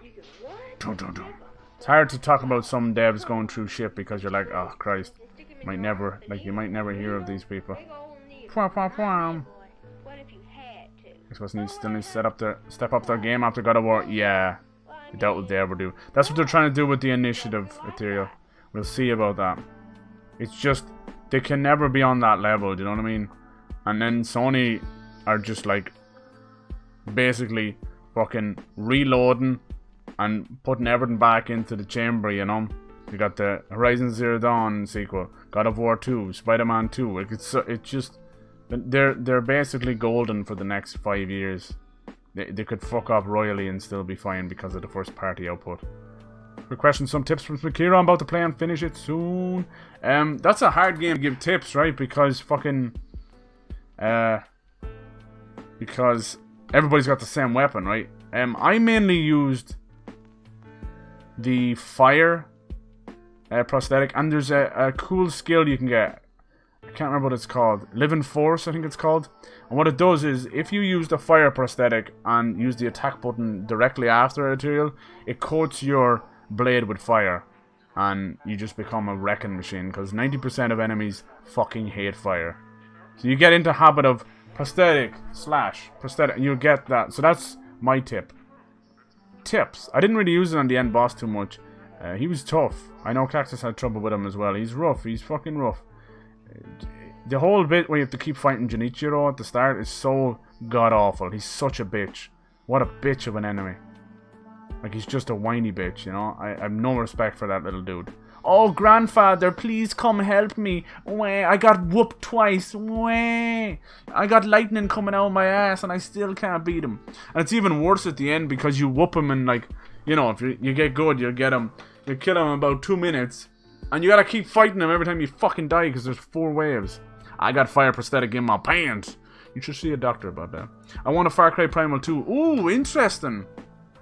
I know Ethereal was asking about more Far Cry. I know they're working on Far Cry 6, but that will be a next-gen little showpiece, you know. I haven't heard any, like, location or anything like that. Far Cry New Dawn. What I would have done is I probably would have waited and give Far Cry New Dawn maybe next year, you know, next February. Just a little bit close, right? I want to see Blood Dragon 2, like, come on. But Far Cry New Dawn had a feel of Blood Dragon 2. We'll see. Yeah, like, Primal 2, I didn't actually finish Primal, I'm not gonna lie. That's why you see me, I don't tame the animals really much in the other Far Cry games. Not really for me, the same with the hunting, but that's just me. I usually do it for a mission or for an upgrade, and I'm kind of like, okay. I just don't get the hunter instinct in me. Same with Red Dead, I'm like, Cool, you can carry around a rotten carcass. Who the fuck cares? And then I lose my horse or die, and it all just becomes pointless. Is there anything else? Let me see. Indie style. I have heard that Child of Light 2 is coming. I don't know if you guys know anything about Child of Light or you like Child of Light. It's a beautiful... Let me pull up the trailer. It's a beautiful little indie game. Watercolor. I played it like twice now. I actually want to play it on the channel. It's a nice little RPG light. And I heard that they're doing a sequel, but it's going to be Switch exclusive. Which is a bit foolish. And I would love another Rayman. I want them to do like Rayman Forever or something. But yeah, Child of Light has a bit of a soft spot in my head. They also had that other game, Valiant Hearts. It was made with the UbiArt engine, which I don't see much of now. That UbiArt engine is gorgeous. If they can create those kind of watercolors and that beautiful color that Rayman has, like they need to stick with that engine. Excuse me. Valiant Hearts was really fucking sad. It was based on World War One. They had little medic dogs, man. It brought a tear to my eye. But yeah, I like Child of Light. I actually found the combat both a little bit easy and oddly addictive. You had a little friend in the game called Igni. He was basically a little firefly, but it allowed other people to play as him. And it was a really clever mechanic. You could use Igni to blind the foe, slowing him down. It pretty much was a turn-based combat, you know. But it was so clever that you could directly influence them without using like spells and stuff. And he had a little bar and he would like... It was really cool. I loved it. It was like new style fairy tale. I really liked it. It's not something I usually would go for because it seemed, you know, a little bit whatever. But I really liked it. It's kind of like Sleeping Beauty. Beautifully told, beautifully made. Music is top notch. And I can't wait if they're going to do a sequel. I'm happy enough. Other indie games that the Ubisoft have. Let me see. Is there anything? I don't know. If you want to call, I call those indie games, indie style games. You know. Did they show off? I keep thinking Unravel isn't a Ubisoft game because it just screams Ubisoft, but it's not. I see you also use my. What's that? You can fly around. It's a great game. Like Far Cry New Dawn more than Far Cry 5. Ooh, yeah. See, a lot of people actually agree with you there. Me too. I like just the fun of it. But you kind of need to play a 5 to understand what the fuck's going on. But it was extremely short. Yeah, it was meant as the DLC. And then they're like, oh, this is too big. This is an expansion. Then they're like, oh, this is even bigger than we thought. Let's make a game of it. That's why it was $40 straight out the bat. Yeah, New Dawn better. I really liked like building up the little town, and they kind of just they simplified things and made it just fun, you know, just all your little upgrades and that. Yeah, in some ways it's such a tight, shorter game. It's almost nearly better than Rage 2 in a way. Rage 2, I feel like they got everything right, and then they were like, oh, we forgot to do open world. All right, shite it out. Like, there's nothing wrong with it. I think the map size is okay in Rage 2, but problem with post-apocalyptic open world games is that you're always like, there's nothing to do. There's nothing to do at all. Like even Horizon Zero Dawn had the perfect size map for me. I think that's what we need to do. Stop making them bigger. Just make them full, you know. But Horizon Zero Dawn, besides doing the tall necks and a few bits here and there was very little to do as well. What's wrong is they have good side quests. But I feel like outside of that mission, they never really impact anything, you know? So, is the end boss that guy you just fought in Rage 2? Yeah, Swampy, yeah. It's kind of an unusual story. I feel like there's only about 8 main quest missions in Rage 2. It's that short. But kind of Fallout 3 was kind of like that. If you remember, if you focused on just the story, you just go boom, boom, boom. Same with Fallout 4. It's like, I found my daughter. I fought Kellogg. I lost my daughter. Oh yeah, it's a son actually. Well, it doesn't matter. Either way, I'm my own father. I fucked myself in the embryo. That's basically the end of that. Alright, is there anything else? I'm trying to read this. It's too far away. That's pretty much all for Ubisoft. We might get a logo for Assassin's Creed. Watch Dogs 3 that'll be the big showpiece. But can they make it work? I'm sensing a big fucking crash. That's what I'm thinking. I think we won't get Watch Dogs 3, Watch Dogs Legion till about February. They like February. Beyond Good and Evil 2. If they can show me more story, maybe actually let me play as Jade, maybe she joins the team, I'm down. Splinter Cell, that's almost a guarantee, but we'll see. I said that last year too when the pull the wool over our eyes with Rainbow Siege 6. They're doing really well. Ubisoft are doing really well. They just don't need to get complacent right now. I feel like between The Division and Ghost Recon and that, they want to kind of separate them a little bit better. Fighting him? Why am I fighting him so soon? I know, dude, right? It was very weird. I would love a Splinter Cell. Yeah, the rumors are it is coming. The whole Rainbow Siege 6 skin was basically, gotcha, motherfucker! You know, let's keep them on ice for a little bit longer. But yeah, I heard Sam Fisher is coming back. He's coming back. Sometimes less is more. Totally swampy. Like, I don't mean it's because I can't. It's not about the size. You know what kind of way. I know size is important. That's what she said. But it's just, what's the point of a giant world that's fucking empty besides a couple of outposts, you know?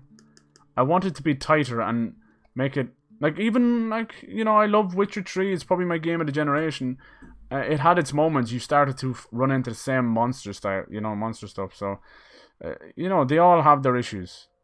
It was an incredible game. It did feel more lived in.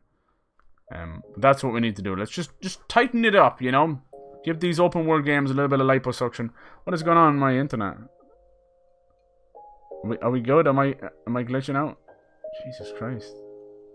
Yellow across the board. Kiss my ass. Hopefully we're okay. Okay, so is that the end of Ubisoft? If you guys can think of anything else about Ubisoft, let me know.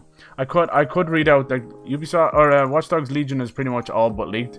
I could read out the leak, but it's all good. I'm trying to pull back a little bit from that because I don't want to. At this point, that is the game, you know. And we'll hear about it in 5 days. Really disappointed in Rage 2. I mean, the fight mechanics were great. Yeah, the rest was empty. I know. I feel bad for Avalanche. Maybe they were just overworked with Just Cause 4 and everything else. I feel like they were like all the combat was done, all the powers was done, and id Software just went, here, add your driving mechanics in open world, and that's where the game suffers, the driving mechanics in the open world, unfortunately. But yeah, you're right, the powers, the shooting, it's Doom on crack.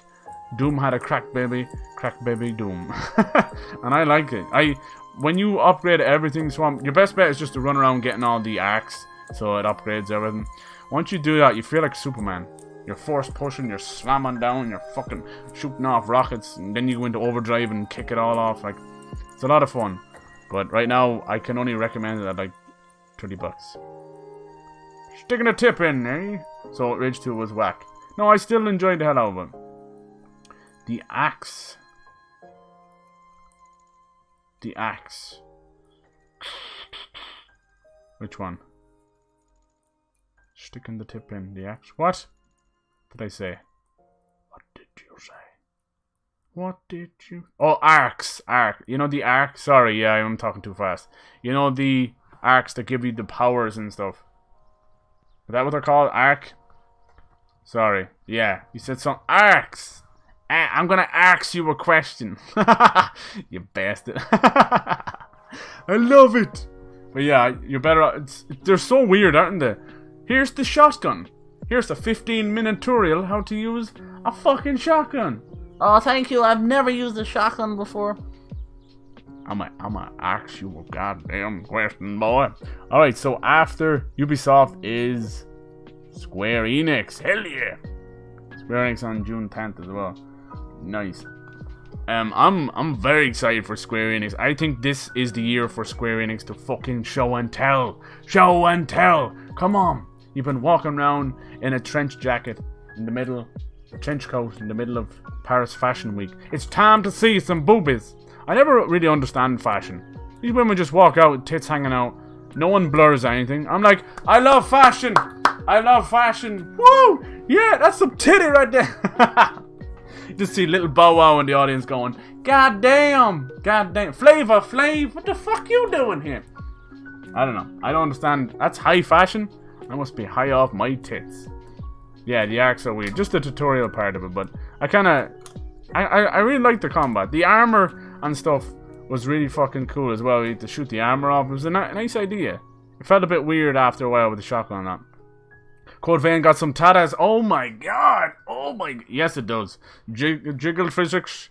Jiggly. That was fun watching you play that, dude. You're playing it much differently to me. I went down into that abyss for a bit. It's fucking painful. It feels good. I mean, the problem is we're always going to put these Dark Souls likes up against Dark Souls, and it's just not fair. It's not fair. So I try not to do that. Like, I played fucking 90% of Souls. Like, I played Lords of the Fallen, Surge, Death's Gambit, Sinner's Sacrifice. I love that little game. Bouncy, yeah, I know. Like, when Prop started playing God Eater 3, God bless him, he went hard on the jiggle physics. And then they became the jizzle physics. But I knew, I was like, that's the God Eater team. God damn. Got her. God Eater. God damn. But yeah, they brought it back. Did you see that tick slider as well? There's a slider, very questionable, God bless them, where you just fucking make it thick. Thicker. Thickest. Thick. It's good. I'm gonna enjoy that game. Hey, that's coming out. Well, actually, there's no release date. It's Surge 2. The Surge 2 got a release date. That's in September. I think those two are going to go head to head. I'm optimistic about the Surge 2. I enjoyed it more than Lords of the Fallen. I think it's just because of the selective body dismemberment stuff, and then you can get like more loot from it. It's interesting. Yeah, we'll see. I'll play it. I'm worried about the areas not being different. Yeah, I hear that complaint. I do. They probably didn't put their best foot forward with the demo either. Like, here's grey crumbled earth. But you know, that I suppose they're waiting. The rumor I heard about Code Vein, remember it was supposed to come out last September? They had this beautiful white castle kingdom place in the game. And I had heard that that From Software got pissy and said that it was too much like Anor Londo. And they basically went, look, we're not telling you to change it, but you need to fucking change it. Not that, you know, other people haven't ripped them off before. So we'll see. That's what I heard. I heard that that's what the layout was about. They've gone back and changed it. Now maybe they just went in and went, options, change hue to blue. But we'll see. That might be just nonsense, you know. You know how these, you know, you hear from a YouTube video or a tweet and you're like, you're nobody. What are you talking about? So you cannot, that's why I like doing this kind of stuff about rumors and speculation, but that's exactly what it is. So you almost got to stick a fucking disclaimer down the bottom. It's like, please don't sue my ass, please. Because I even said that as well. Like, when it comes to the leaks from Ubisoft, if they're genuinely not leaking their own games, somebody's going to jail. That's madness. That's like loss of sales or something, right? It wouldn't even be called slander or anything. But it could equate to loss of sales. If you're interfering with someone's huge marketing budget and you're leaking, you can go to fucking jail. And then all those people would have like NDAs, and you break that stuff, you're in trouble. So on article, Destiny's getting a cross save. Yeah, I did see that, and they're announcing their year 3 expansion. It's called like Cold Steel, something like that. It's interesting. I'm excited actually more now for Bungie now they're gone away from Activision. They have another new IP in development called Matter. M-A-T-T-E-R, like as in like grey matter or dark matter. You know, I still got a soft spot for Bungie. They're still the OG Halo guys, and Halo's not been the same since them, and Bungie ain't been the same since then. Right? I mean, I think we can all agree with that. Halo's still been fun, but it's just missing that Bungie. Missing that Bungie. So I would like to see a new IP for them. There's the whole story, the fallout between Activision and Bungie is it's beautiful. Beautiful salt. I broke that down the other day as well. Basically, they had a 10-year contract to make Destiny games. I think they were in the 7th year, maybe 6th or 7th year. And Activision come over and go, okay, Destiny 2 is not selling. We want Destiny 3 by 2020. And Bungie said, we can't do that. We simply can't do that. Otherwise, we're going to poop out a shitty game. I won't do it again. We did it with Destiny 2. I won't do it again. Then they had a big fight. And Bungie came back and go, we want out of our contract. Both lose out. I think Activision lost a huge amount. And then Bungie had to lose some because you break a contract, you know. But fair fucks to them. They wanted 3 years to make Destiny 3. And Activision wouldn't give it to them. So they took a stand. And fuck yeah, that's the old Bungie I know and love. Yeah, so we'll see. I would love to see new IP. I'm always hyped about new IP better than sequels sometimes. I really hope each area explores some kind of atmospheric mood and presence. Yeah, Sekiro did a great job. It was a little bit shorter, but yeah, once you get up to that Fountainhead Palace, wow, Wow. Anyway, so we're talking about Square Enix. Sorry, we kind of got off. It's all good. It's the whole idea. Yeah, Square Enix are really going to bring it now. Jesus Christ. So on screen right now is their Avengers project. That's made by Crystal Dynamics. I know Ethereal's kind of a little bit salty about that. She wants more Tomb Raider. But they are working hard on their Avengers project. I think it's just going to be called Marvel's Avengers. And as far as I've been told, it's going to be like a 3-man squad thing. It might be a looter shooter like Destiny. I don't know. I'm hearing skins, maybe create your own superhero, or I don't know too much about it. But it's ready for mainstream. I think they wanted to kind of coincide with Endgame, you know, just around that hype, but it just, they need a little bit more time. Crystal Dynamics are still a really good dev. I think the Tomb Raider games are pretty solid. I feel like they got steadily just a little bit worse, you know, like from a 9 to an 8 to a 7, just in my personal opinion. Oh, Nix, how you doing? It's been ages. How you doing, man? Yeah. And yeah, Dying Light 2 is supposed to be showing off at Square Enix's show. It's so weird. I didn't think it was going to be there. I didn't think to put it there. Why is my internet dying? Fuck! But yeah, I'm excited. I am excited for the Avengers project. We'll see. I know we're getting Marvel Ultimate Alliance 3 on the Switch. It'll probably get ported over to the other consoles and PC eventually. That could be cool. So yeah, I kind of miss Marvel Heroes and stuff. I don't know. I think the heydays of awesome superhero games are kind of fizzling out. We've only got a few great ones, like no sign of Wolverine. Remember Wolverine Origins? X-Men Origins? Badass game. So brutally fucking gory. I love it. Good. Sorry, I missed your streams. Very busy. No, it's all good. You're probably kicking ass with your own streams. No worries. I'm doing a little bit of live predictions before E3. We're just breaking down each conference. We made it up to Square Enix. So yeah, Dying Light 2, I mean, I don't really need to say too much about this game. Will it come out this year though? I don't know. It feels like a January game. I'm thinking January 2020, Dying Light 2 and Resident Evil 3 Remake. That's what I'm thinking. But, you know, I'm hyped. I heard there's going to be conversational choices, just, you know, more moral choices in general. Give me more Dying Light. I would like to see more difference in the zombies. I feel like all we really got was big old zombies and the volatiles. I love the volatiles. Those were the nighttime zombies. Scary bastards. The sheer speed of them. It's a great game. It's a great co-op game. Just good old fun. It's Dying Light made good. Tomb Raider was getting worse. Yeah, but not too much worse, right? It was still solid. But you could tell. I don't know. I feel like they kept holding back for some reason, Atia. What do you think? I feel like the tombs were just adequate enough each time. It's like, come on, you need that punch. And then the story was there, but it just missing something. Even when they went to Croft Manor, you're like, come on, give me more than a little environmental puzzle. But I still enjoyed them. I still think that the Tomb Raider reboot, the 2013 one, is one of the games of this generation as well.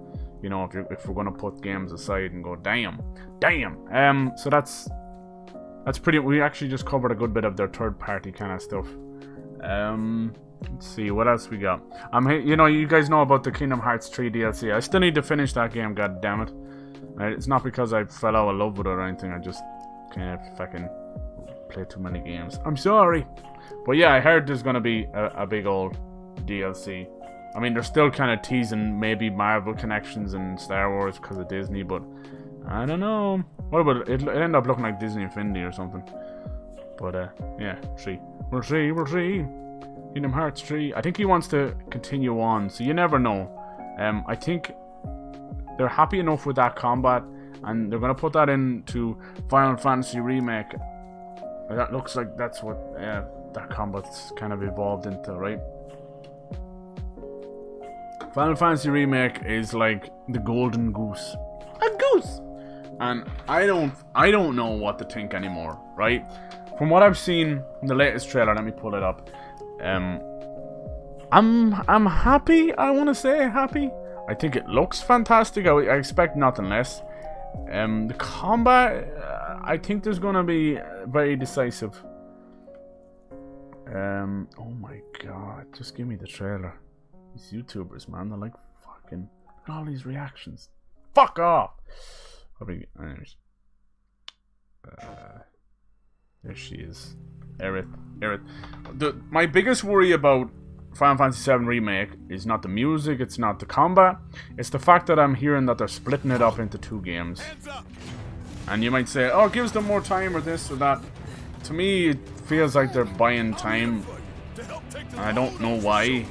It worries the shit out of me. I don't know how they're going to split it into 2. It just sounds like money hatting as well. Let us just... $60 for half a game and $60 in 2 years' time, you know? It'll work for them. I feel like it separates the game, you know? It separates it too much. Especially a game where you just love putting like 150 hours plus in, doing all the weapons and everything. I think we'll get a release date for part 1 or episode 1, whatever you want to call it.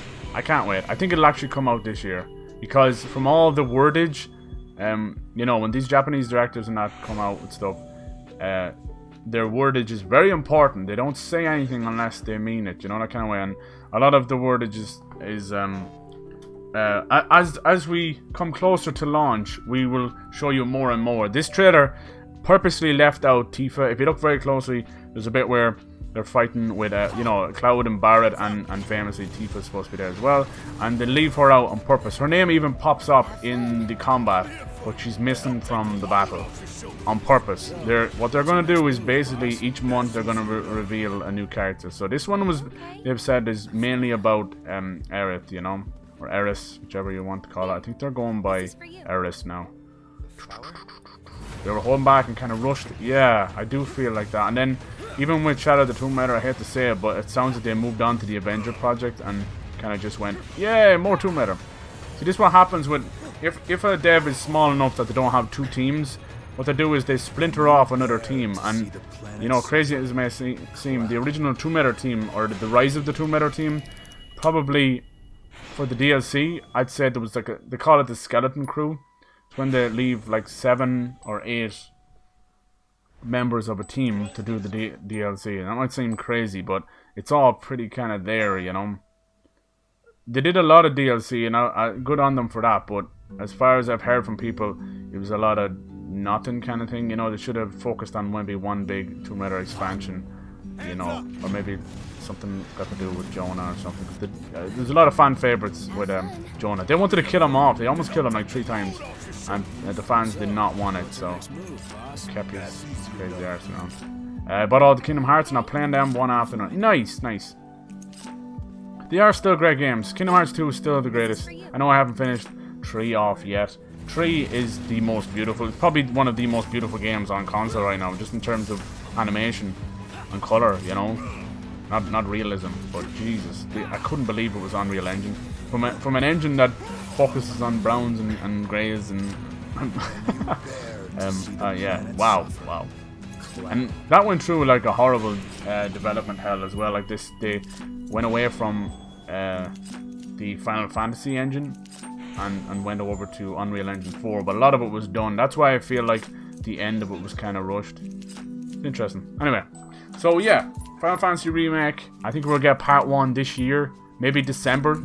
I feel like a December. And then we'll probably get the end, the part 2, 2 years from now, maybe, I'd say. No, I don't know if we'll even get open world. I'm nervous, optimistic, excited, gonna vomit in your mom's handbag. That's how I'm feeling on Final Fantasy VII. About vomit in your mom's handbag. What the hell is this? Oh, it's everywhere. Alright. What are you talking about? Alright, let's see what else we got here. Okay, so we got some screenshots of a possible Final Fantasy 16. Now, I know you're saying, dude, they're working on Kingdom Hearts 3 DLC and fucking Final Fantasy Remake 7. What the hell are you putting anything got to do with Final Fantasy 16? Are you a madman? Yes, I am. But there was this trailer for a little game. It was a tech demo. Square Enix loved their fucking tech demos. You might never... They used a remake of Final Fantasy 7 as a tech demo for PS3. People lost their fucking shit. And then they did it again in 2013, I think it was. Sony pulled the Incredible off again, the bastards. Now, this demo, or tech demo, I think it was called... What was it? Here you go. Agni's Philosophy. Alright, I'm gonna pull this thing off. Now, this was... Was it 7 years ago? Okay. Wait, hold on. That can't be the right one. They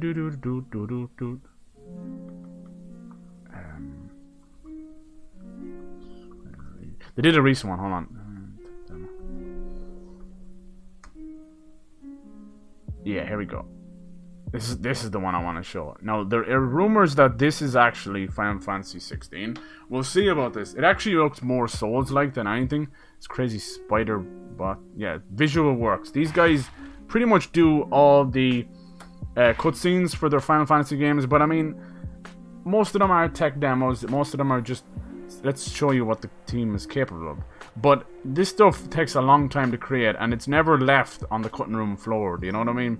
We have many engine tech demos, but Square Enix themselves wouldn't do that. You know, yeah, if it's in-house, they're like, we're gonna use this, and this is just unbelievable visuals. I know it's all cutscenes and that, but it just stinks of Final Fantasy in the best possible way, especially after Final Fantasy 15. So I say this could very possibly be a small little idea of what Final Fantasy 16 could be. We don't know, like the next Final Fantasy, maybe it could be like something online, maybe, I don't know. But Final Fantasy 14, believe it or not, is still going strong. I know people that still play it religiously, and that's really cool. I never really got into it myself. I don't think it ever really kind of hit the heights of Final Fantasy 11. And probably just on the newness factor. It's just insane. In like, I think with Kingdom Hearts and the combat of that and Final Fantasy 15, I think Final Fantasy has kind of been forever changed, for better or for worse, you know. We're now in such kind of high quality, they're happy with it, that they're action RPGs. They're becoming action RPGs, you know. I don't think we'll ever go back to true traditional turn-based or anything close to that. The last one we got kind of was Final Fantasy 13, and a lot of people were not happy with that.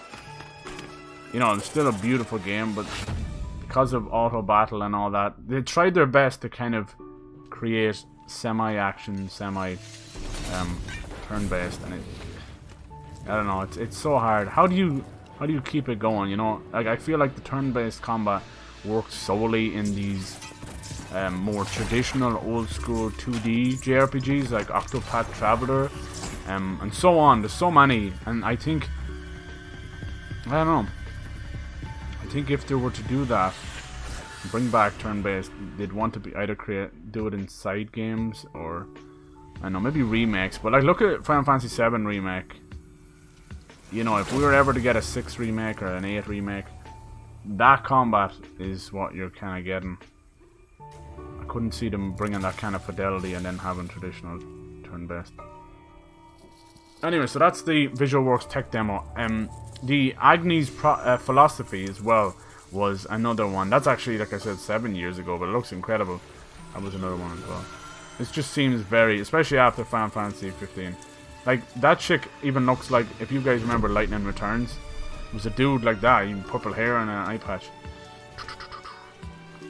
Anyway, alright. Let me see. Let's get rid of you. Alright, I can hear the music. Alright, let me see what else we got here. I fucking love Final Fantasy. Yeah, it's just beautiful. So that's what I think of Final Fantasy 16. I don't know. I mean, they might just show a little thing like that again, a little demo reel or Visual Works reel. The last game on the list is Babylon's Fall. Babylon! She turned me on with the big Babylons. Babylon's Fall is Platinum Games' new game. They're the guys who made Bayonetta, Vanquish, all that good stuff, and they're making it exclusively for Square Enix. Now, it'll come back around. You'll see, because it's only logo stuff right now. Maybe I can find it. You'll see a knight in blue fighting a little dude. I think this may be Platinum Games' own kind of idea, take on a Souls-like. I hate to say that, but everyone's having a go at it. And because something sells so well, everybody kind of wants, you know, like, look at all these motherfucking Battle Royale games. Alright, I'm hopefully Paul, this is and I'm the, Gary, and we're on Repac's Team Green. I'll show you a little trailer. It's, you know, it's not a whole lot. It's exactly what it is. It's a little showpiece. But Platinum Games have an incredible record. They're working on Bayonetta 3 as well. I think that's going to be Switch exclusive. Yeah, Final Fantasy 16 Platinum. It will have great combat then. Yeah, you see, if anybody can get close to replicating what From Software are about, like that tightness, then it is Platinum. I think most Souls-like games, or clunky Souls as I call them, the one problem most of them have is if they can't get the roll right, you know, the dodge, whatever it may be, it has to be instantaneous. It has to feel like that button press is gonna save your fucking life, you know? And I feel like that's why I call them clunky Souls. I always feel like you're adjusting to their time. And even Code Vein, which is beautiful, I can feel that, you know, there is iframes inside Code Vein's dodge though, so I'm happy with that. Huge iframes. To the point of I'm dodging through the dude, which is good. But this looks cool. Babylon's Fall, like I'm a big fan of that kind of stuff. It looks like it might be steeped in the Babylon. Bayonetta, Nier Automata, yeah, Nier Automata. Wow, there's rumors of something coming from that team as well. I don't know what. I think they did a little bit of DLC, so they're probably done with it. But they maybe have a new IP. That game has surprised the fuck out of everybody. Because I played the original Nier and it's nothing like Automata, you know, it's nothing. It feels like a 3D like slasher man.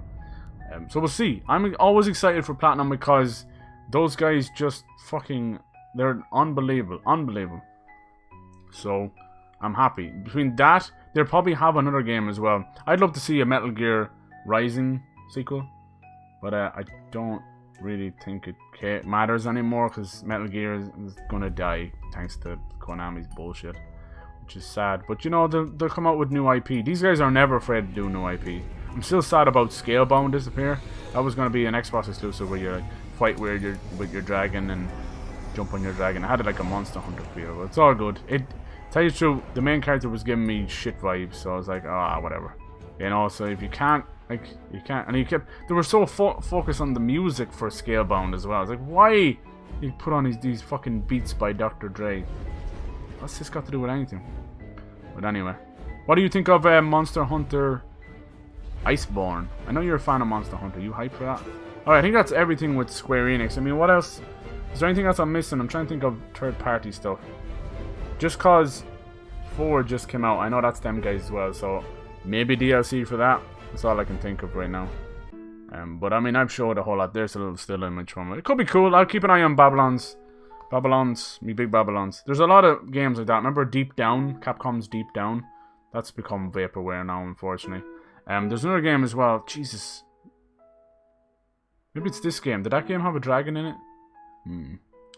There's a game with a big fucking dragon. I've tried to condense a small list of indies I'm excited for, but it's just impossible. There's no way. And sometimes I kind of like keeping the indies surprise, but yeah, Jesus. Alright, so we've been going for almost 2 hours now, so we're getting close to some sort of ending. So that's the end of Square. Now we're going to move on to pretty much the, not leftovers, but the ones that won't have a conference, but let's hope they show up. Kind of thing, you know? So, did that go back to Xbox? This is the one, this screen is exactly the one I ripped from last year. I gotta be careful here because they actually struck me out for visual content on fucking, what's it called? The Red Dead Redemption logo. Take-Two, and 2K, they're all the same.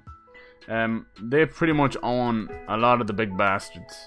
So, we can start with stuff we do know. Red Dead Redemption 2. I heard that the Arthur voice actor is coming to E3. So fingers crossed for some DLC. I would love some Sadie DLC, some pre-DLC, whatever you want to call it. Give me some story DLC. Stop fucking around. Give me Nightmare, Undead Nightmare 2. Like, why not, you know? I'm hearing that the online is doing really well for them. I don't think it's doing well in the players' eye, you know? I'm hyped for the Monster Hunter World. Cool, yeah. It's like a full expansion, right? That's how you do DLC. Man, you would wait a long time for that kind of stuff. So we'll see. You know, why would the voice actor bother going, you know? He doesn't even voice the online portion. But Arthur Morgan's voice actor is going, so Let's hope for that. In a way, I know it's kind of selfish, but in a way, I'd rather the Red Dead Online not do that well so that they could move on, because they have this problem with, hey, it makes money, let's stay there forever and ever and ever. Sadie was actually probably the best character in Red Dead 2 besides Arthur. There's so many great characters. Let's see what else we got. Bada bada boom. Mafia 3. So those guys, I think they're called Hangar 13. They're supposed to be working on something new. It's not Mafia, but there was a huge, wasn't even a rumor. It was made by Jason Schreider, and he's pretty reputable. You know, he doesn't fuck around. If he says something, usually he's no reason to lie.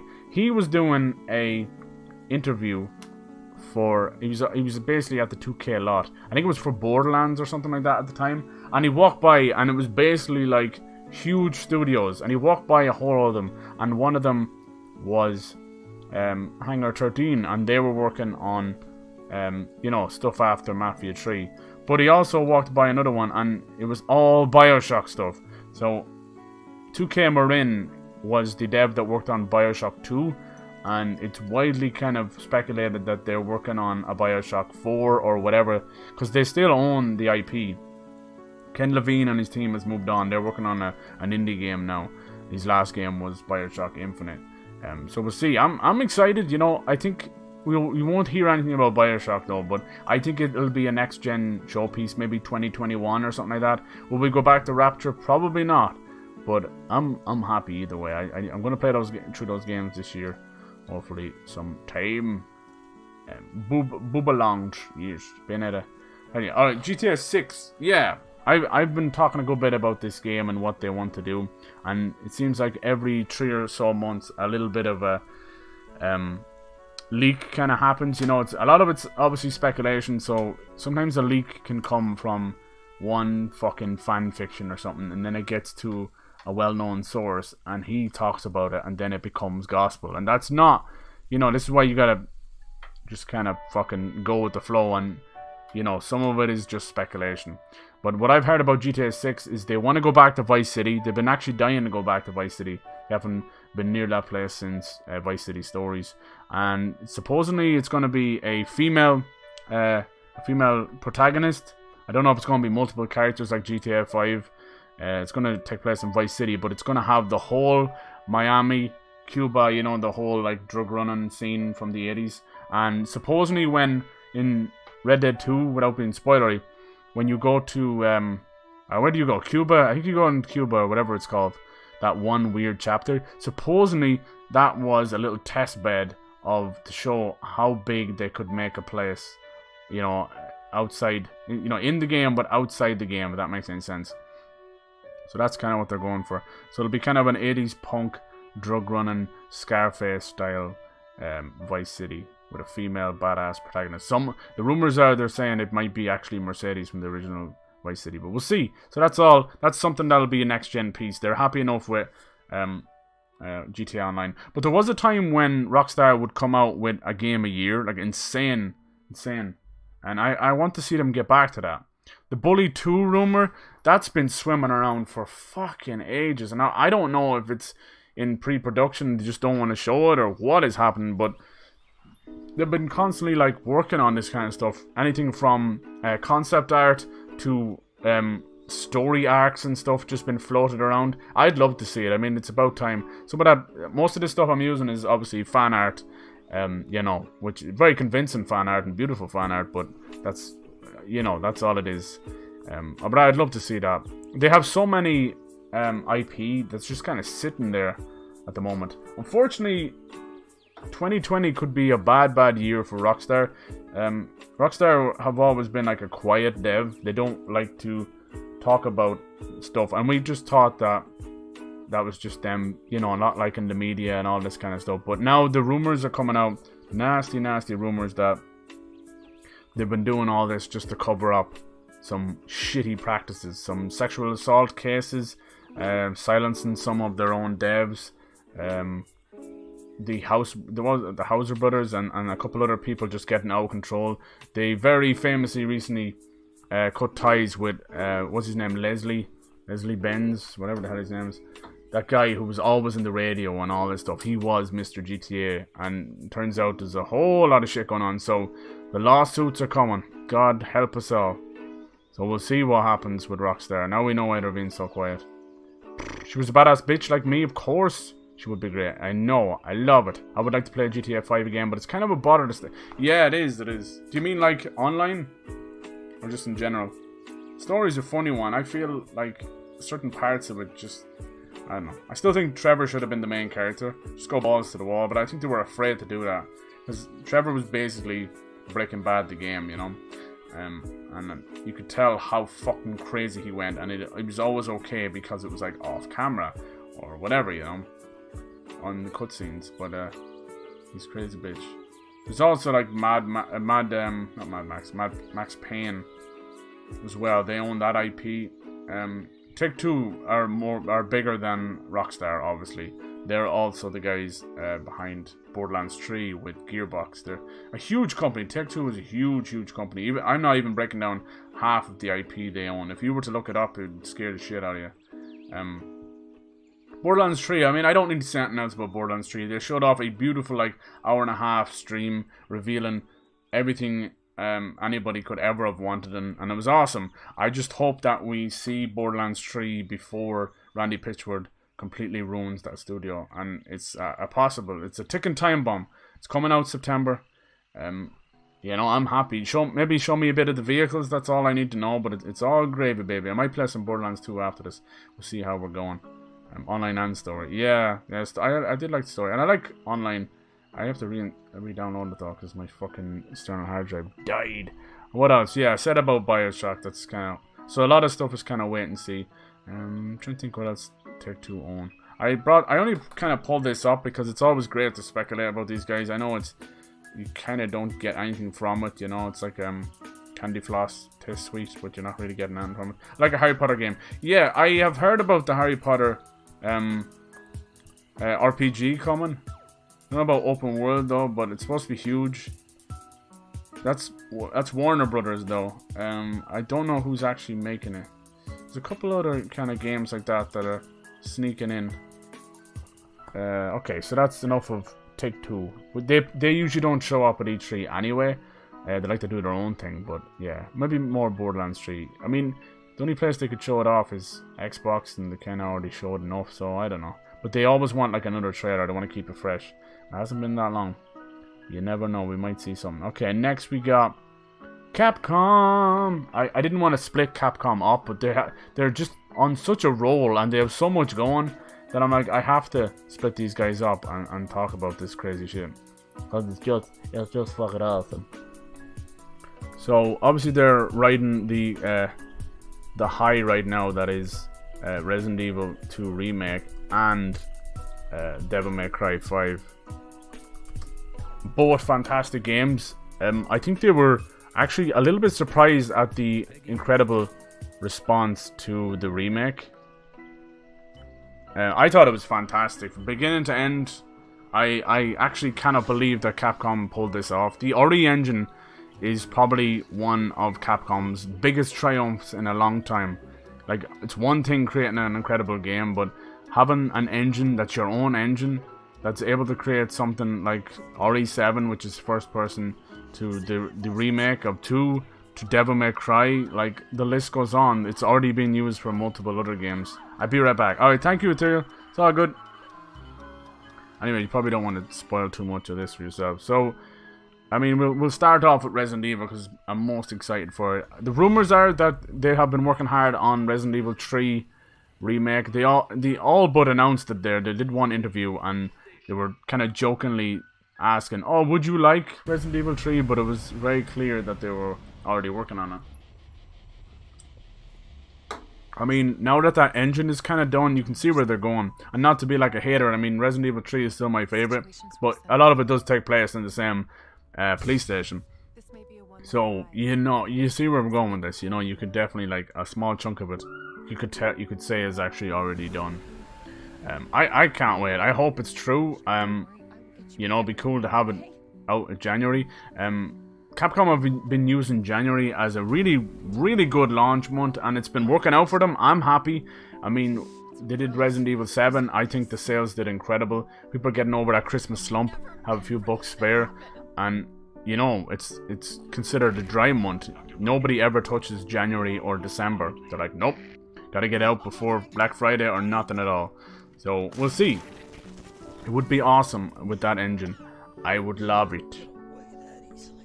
I'd love to see what they do with Nemesis. People have already made like mods of Nemesis in Resident Evil 2 Remake and everything else. They've made the, you know, the Jill Valentine with the whatever it's called, the boob tube, the blue top, you know, the famous one, and her little jumper on the side.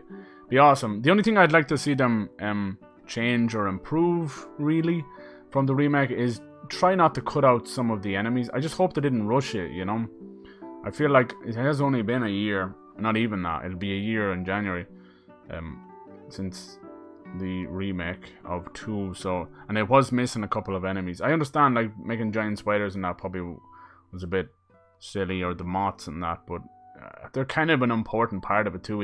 It basically broke the poison mechanic in the game. There was just no need for it besides one enemy. But we will see, we will see. I'm excited, like, because the remake of 2, you know, you don't have the doors or the door loading screens anymore. And that was a huge thing in Resident Evil 3. I mean, that was the difference between life and death. You get your ass through that door and you were safe. How are they going to do that? Like, Nemesis runs faster than a speeding bullet. He's like a Speedy Gonzales in zombie form. So, I don't know. I don't know if they can...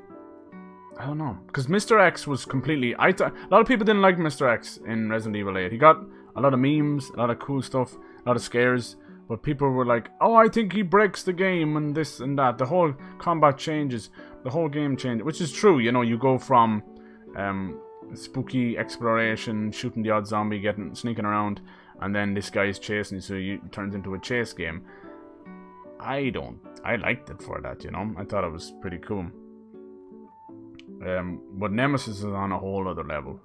So, we shall see. Stars! Alright, we talked a little bit about Monster Hunter Iceborne. I used the little white thing there as well. Obviously, it's going to be ice-based. Monster Hunter World is doing fucking fantastic. I played a little bit of one of the betas. It's just not for me. I found it a bit too... The combat's just a little bit too deliberate. Even if it is kind of hack and slash, it's too deliberate. Which what I mean by that is like it feels like press it, then you do your attack and that kind of stuff. You know, I do like Clunky Souls. So I'm kind of sounding a bit hypocritical there, but I don't know. There's a difference, right? There's a difference. But I'm hearing great things about it. You know, the tie-ins were very good. Had a Horizon Zero Dawn tie-in and this and that tie-in. So they're doing great. Like, Monster Hunter is bigger than ever. I mean, putting it on PlayStation was a no-brainer. It took them long enough. It took them a long time to put it back. So yeah, it's great. It's great. It's create a whole new audience of Monster Hunter lovers, and may their success continue. They're fantastic games. That's a little bit of Iceborne. So this is the new expansion they're coming out with. You know there's gonna be new badass bosses, probably new dragons, and then you got a lovely ice place. So yeah, hell yeah. I don't know too much about it because I didn't play the game fully. So I am but noob. I am but noob. Country roads. Okay, what else we got? I've put a lot down here. Mother of Christ. Let's move on to the next one, sticking out like a sore thumb. Dino Crisis. Oh yes. Now this could be another team. I have been hearing about a Dino Crisis reboot, and they've been working on this bitch a while as well. But I think there's an issue. I don't know what actually has happened, but oh, it's a concept trailer. Okay. It's back in 1999. I love Dino Crisis. It scared the shit out of me. It came out about time. It was like quite cringy when you look at it now. And it came out around the time of Jurassic Park, you know, where you learn to fear the T-Rex. And it's Resident Evil with dinosaurs. Really cheesy lines. But I think it's time to bring Dino Crisis back. I think we're either going to see Dino Crisis or Resident Evil 3 Remake. One or the other. I don't think they would screw them both selves up unless one is just a logo. But I loved these games. Alright. They were pretty fucking cringy stuff. But I think what they did with the Resident Evil 2 remake, they removed like 90% of the cheese in a great way. I brought a beer. Cheers! Cheers! Thank you for being here. I know it's a little bit earlier, and it's all good. But you're kind of hanging out, and I appreciate that. It's nice to kind of... So you said you recently got Resident Evil 2 remake, right? Did you try any of it yet? Down the bottom there, we got Dragon's Dogma Dark Horizon. I don't know if you guys have played that game. They're actually really, really good. They're great traditional RPG. And they're putting it on the Switch as far as I know. Everyone's getting on the Switch. But they've also been tossing around a sequel. I want to play this on the channel as well. I played a little bit of this. It came out not too long after... what's this one? After Kingdoms of Amalur. Why is it the same fucking ad every time? You bastards! It's like the Irish are so dumb they don't realize it's one ad, same ad. And I really enjoyed it. It has a... You would actually love Dragon's Dogma. It's got like equal parts... it feels a little bit Souls-like in combat. And then it's kind of like Dragon Age as well. We're buddies, of course I would hang out here. Aw. Thank you. Thank you, Tail. See, when you said you actually were excited for this, you weren't lying. Thank you. Producer, Resident Evil 4. Yeah, you should... Have you tried Dragon's Dogma? Look at that big old snake hydra bitch. They're great. It's a great game. And I do hope it gets... When they showed off Deep Down, it was widely speculated that that was actually Dragon's Dogma 2. Deep Down was another, like, more Souls. Leon is hot, and so is this other bitch. Damn. Claire Redfield. We ain't seen Chris Redfield. He's a bit of a thick bitch. Thick. He's got a... It feels like Dragon Age meets Monster Hunter. It's a good game. Good game. GG. So yeah, it'd be nice to see something else there. I think the team deserve it. I think everybody deserves it. You know, when you work so hard, and the fact that they're putting on Switch, to me, says that they're gearing up for announcement, you know?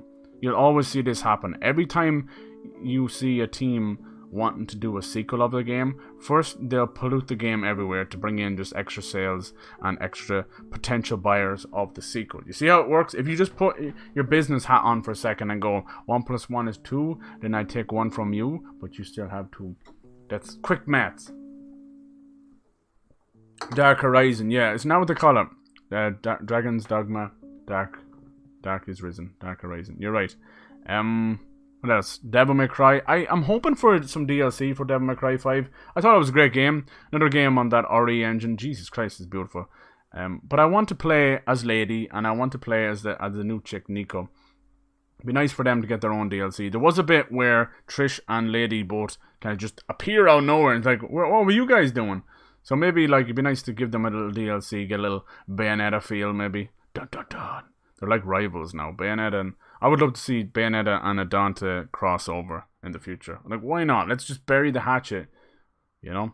But Capcom are fucking riding on a huge wave of awesome now, and I hope they don't drop the ball, because they did it a long time ago. I think Resident Evil 5 and 6 were a bit of a letdown. I liked 6 though. There were parts of it very good, but parts of it a bit shitty. And speaking of 6 and Resident Evil in general, Resident Evil 8. Now, Resident Evil 7 came out back in January 2017, and I know it's a separate team that did the remake. So I know they're working on it. I don't know what's going to happen. I don't know. I haven't heard any little rumors really about it, other than it is in active development. That's all you ever hear. It's one of the most generic things I get back from people, but it's like, it is currently in active development. I'm like, what the? Like, you might as well tell me that water is wet. But we'll see. Resident Evil 7, it broke the mold. It changed things forever. For better or for worse, I don't know. It basically took every cool thing from every classic horror movie and dumped it into a horror game and changed it into first person out of nowhere. So I'd love to see more of that from Resident Evil 8, but give us the choice of third or first person. It can't be that bad. Evil Within 2 did it really sneaky. I would love that. Always give the player a choice. Like, first person is a lot of fun. It's spooky as fuck. But there's just moments where you're kind of wishing you had the behind the shoulder camera. But it was fantastic. They took bits from the old games like Nemesis and Mr. X and Terminator, the movie. You know, with Jack Baker just breaking through walls like a fucking mad joke. Then they're all eating people or weird shit. That was very Texas Chainsaw Massacre. They took so many bits. There was one DLC that was straight out of Saw, that 21 I think it's called. And there's even a bit that felt like it was from It as well. There's just a lot of little tropes. And then the first little point of the game where you're in the attic and you're in the house with me and that is so fucking crazy. It's very like The Exorcist or, you know, The Grudge or whatever. So yeah, I'm more than happy. I would love to see a little tease of 8, you know, even just the logo. I'm always hyped, you know. I'm always hyped even if it's a stupid logo. It feels empty afterwards, but once you kind of confirm it's coming, I know it's obvious just the next game, but you get that constant feel of excitement. That's why, you know, Bethesda did fucking Starfield and Elder Scrolls 6 as just logos. They knew exactly what they're doing. Because you whet the appetite, as it's called, or whatever the fuck it is. Anyway, they're making a new Dragon. Hopefully, I hope so. I want them to do it. They're putting it on the Switch. And usually that's a good indicator that something is coming. They're gonna... First, they broaden their audience, right? They put it on everything. If they could put it on mobile, they would. And what that does is that not only creates new fans, but new potential buyers for a sequel. You get me? If you ever see that happen, you'll see like so many games, old ass games, like Darksiders 2 is getting put on the Switch. I wonder why that's happening. That's another big thing I want to talk about as well. I actually missed out on them. So we're finished with Capcom. Yeah, just bring the heat. If Capcom don't do their own conference, so if they're going to show anything, it will be either just a random trailer. I doubt they do that. It probably will be Microsoft. I think they showed Resident Evil 7 on PlayStation, I'm nearly sure. Did they show Resident Evil Remake on PlayStation as well? I don't know, we'll see. Could be fucking sweet. Is this thing still going? Cool. Hopefully the music's half decent. I just picked something chill. Alright, so the next one, which is kind of sort of the last one, is just AAA third parties. Now, most of these will show up not in official capacity. You know, they'll maybe have a trailer here and there, but mostly it will be their own little thing. They don't have their own conference, and some of them are not even gonna come to E3. But they all have games in development. Like one I missed there is THQ Nordic. They're a huge dev now. They're mainly publisher, but lately they have been buying up a huge amount of IP. Supposedly they have over 40 games in development, which is fucking insane. And some of the games are like Time Splitters 4 and Biomutant. Biomutant is one I've been waiting a long time. You would love this one. It's got a kind of a Witcher feel. You play as this little dude, he's a little Biomutant, and instead of a character creator, you have like a DNA splicer. So he's like a little raccoon dude with a cloud stripe bastard sword. Called Biomutant. It's made by a developer called Experiment 101. This is their first game. Oh, you bastard. And it's a fantastic game. Looks so cool. I've been waiting a long time for this. When you stream a game, hopefully all going well. Yeah, I'm probably going to stream some Borderlands 2. We'll meet Tiny Tina. And yeah, the guy you're playing is like a little pirate raccoon dude. But you can create anybody you want. Like I've seen people create dogs and cats type things, you know. The DNA splicer will actually change how he looks. It's a huge open world game. Yeah, he's guns and swords and crazy shit. There's actual gameplay of it out there. It's almost ready to go. It gives me kind of Enslaved Odyssey to the West vibes as well. That's from Experiment 101, I think they're called. I know them nearly by heart now because I've been keeping an eye on this thing. So cool. The one worry is because the main character is like someone you create, it doesn't have a voice.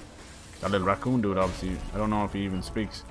And there isn't like a narrator. He's kind of got a Stephen Fry thing, and that might grit on people. We'll see. So yeah, THQ Nordic. I think there's supposed to be a new Darksiders. This is actual gameplay. There's supposed to be new Darksiders in development as well. I can't believe they're this close, but maybe we'll get the Darksiders 4. Talking about a new fresh direction. I'm thinking it might be like a FPS. The other games have been like a hack and slash, a Diablo-like, a Souls-like, and the Fourth Horseman, Strife. He's all about guns, you know. So you can create. See this? You can create your own little mechanical monsters. That was like a hand thing. Looks sweet. Yeah, I really like this. So we'll see. I'm hoping this comes out this year. I don't know. They're being a little bit cautious with it. I think a little Breath of the Wild vibes as well. Bow, bow, bow, bow. Bo Ragnarok, what is up, dude? How you doing, man? How are you feeling today? Just checking out, and we're doing some breaking down of all the E3. I'm speaking of it. E3 trailers, E3 conferences even. No trailers yet, but they'll be coming. The conference itself doesn't open to the public like till Tuesday, but the first one is Saturday. The first little. Oh, right, that's where that music's come from. Right, I knew I could hear a secondary music. I'm like, what the hell? Yeah, so we'll see. That'll be E3 or EA's live stream on Saturday, so most people won't tune in for that unless they want to hear about Jedi Fallen Order. And then the Sunday is the big ones like Xbox, Bethesda, goodies. Is it on Xbox too? This one? Biomutant? Yeah, I think that's coming to everything. Pretty much, unless I mention it, everything's coming to everything. 2 minutes to get a first taste. Alright, cool. We are buddies. You want a new Persona? I think they're doing Persona, what is it, Persona 5 R or something? Would you get that? It's basically like an expansion, but they're making people buy the whole game again. I kind of want to get into Persona 5. I played a little bit of Persona 4 Golden. It was on PS Vita at the time. Played a good bit of that, but I've never actually finished one. They're very beautiful games, very distinct art style. Shin Megami Tensei, the guy who creates the Persona series, he's supposed to be working on his 5th game, which is just called 5. What else? So Rocksteady, those are the Arkham guys. They pretty much confirmed yesterday, the bastards, that they won't be at E3. They usually like to show off at Sony's thing, but I don't know what's going on with them. I'm a bit worried. They're being a little bit too cagey, and that is usually a bad sign. The rumors are there's also Warner Brothers. What are they called? Warner Brothers Montreal. They worked on Arkham Origins. Now, Rocksteady are supposed to be working on a Justice League game or a Suicide Squad game, and it's going to be kind of like squad based, almost like Marvel Ultimate Alliance or this Avengers project. So you very possibly could have like the Avengers project from Crystal Dynamics going against Rocksteady's new DC game. But I'm hoping it's not like a 3-player fucking games as a service game, because I don't. It's a waste. But Warner Bros. Montreal, the guys who made Arkham Origins, they're supposed to be working on a new Arkham game. It's going to be called Arkham Annihilation. I don't know for sure. The rumors are flying around everywhere. But this one seems pretty concrete. It's going to take place around the Night of the Owls, I think it's called, or something, from the comics. Batman. I would love another Arkham game. It's been a while. Arkham Knight was fantastic and graphically gorgeous. Still one of the most gorgeous games in Rain that we've seen. But we will see. I don't know. They're being very cagey, and I don't know what's going on. I think what's wrong is all these developers that have looter shooters in development. That's what they call them. Basically, the Borderlands and Destiny and Anthem. Now that Anthem's tanked and Destiny is kind of dying out, they're all fucking freaking the hell out.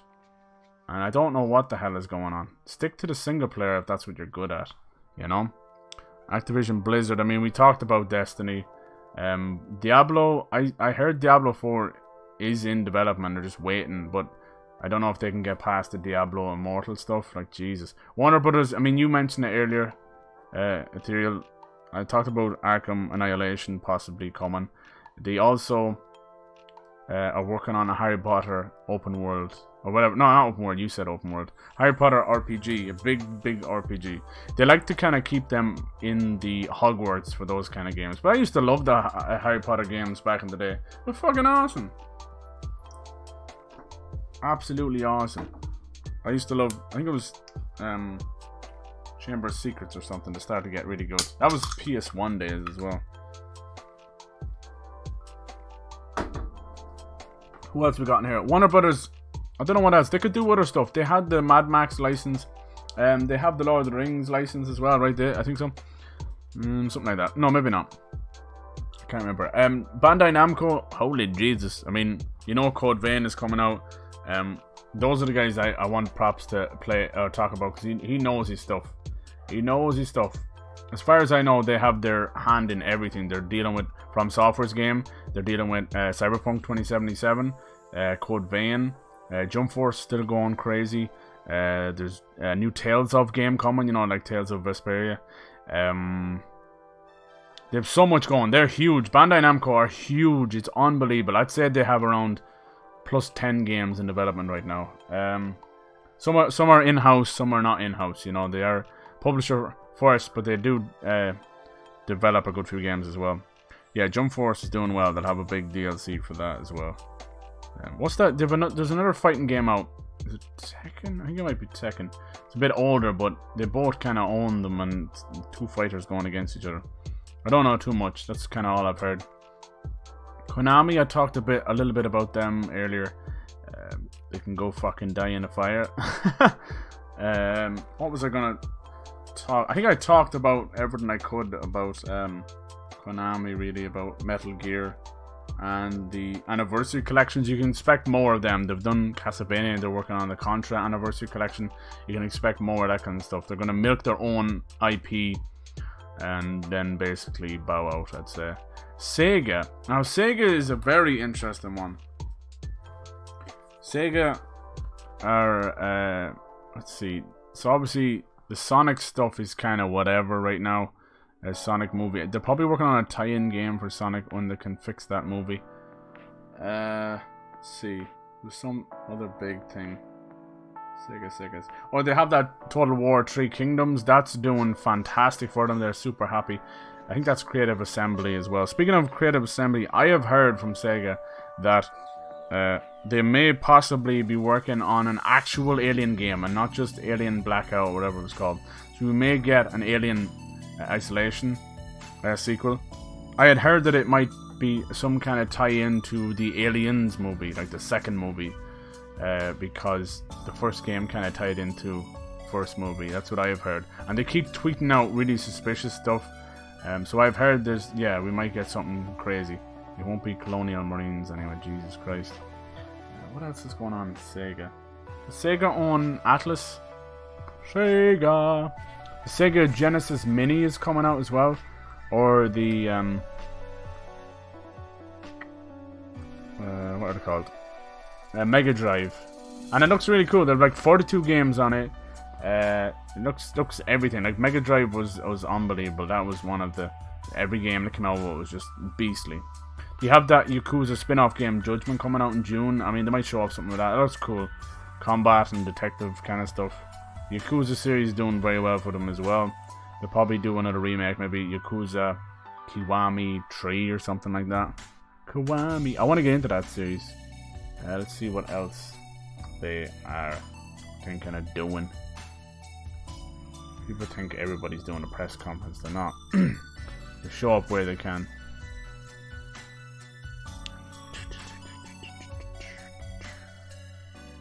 I'm trying to think what else is going on. Sega. They have a lot more.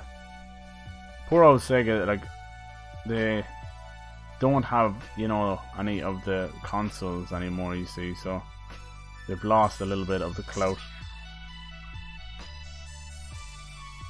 Yeah, Catrin, I suppose they're bringing out for more stuff. Oh yeah, I heard there's supposed to be a new Destroy All Humans coming as well, which is kind of crazy to bring that back. Yeah. Maybe we'll hear something about Dead Island 2. I don't know. I kind of hope so. Bandai Namco are doing the Dark Pictures as well. Wow! Jumanji the video game, yeah. So many I'm missing. Got that Vampire the Masquerade Bloodlines 2 coming out as well. These are all pretty much third-party stuff. 505 Games. They're doing Control. Nice. Control is the new game from Remedy, the Max Payne and Alan Wake guys. I love those guys. And Quantum Break, of course. I'll be playing Control when it comes out in August, I think. That's when it's coming out. It looks fantastic. Cool red-haired chick running around blowing the shit out of mean old FBI creeps. Let me get the trailer for Control. It's probably one of my most hyped games coming in the next little while. Join me on Team Green. Fucking ads! Team Green, mate. Fair warning. I didn't know it was 505 was the publisher. Now, this is going to be Remedy's first game on PS4. It's coming to PS4 and Xbox One. I think it might be Steam as well. This is their first time branching away, which is impressive. This engine they have is incredible. It looks like the same engine that did Quantum Break with, which was a great game slash movie, and it's fantastic. I would love to see Alan Wake done on this, so hopefully the success of Control, there she's flying around, will allow for Alan Wake 2. I love what they do with this kind of stuff. It reminds me of like Psyops, this old PS2 game where you could just fucking throw everything around. It's beautiful. Look at that engine. Hey ghouly ghouls, there's the fucking birthday girl. Happy birthday. Happy birthday to you. She's 24 years old and she don't look a day over 23. I hope you took the day off. I hope you're having a fucking awesome birthday so far. I know it's early as hell. You better be celebrating. You the bestest, ghouls. You the bestest.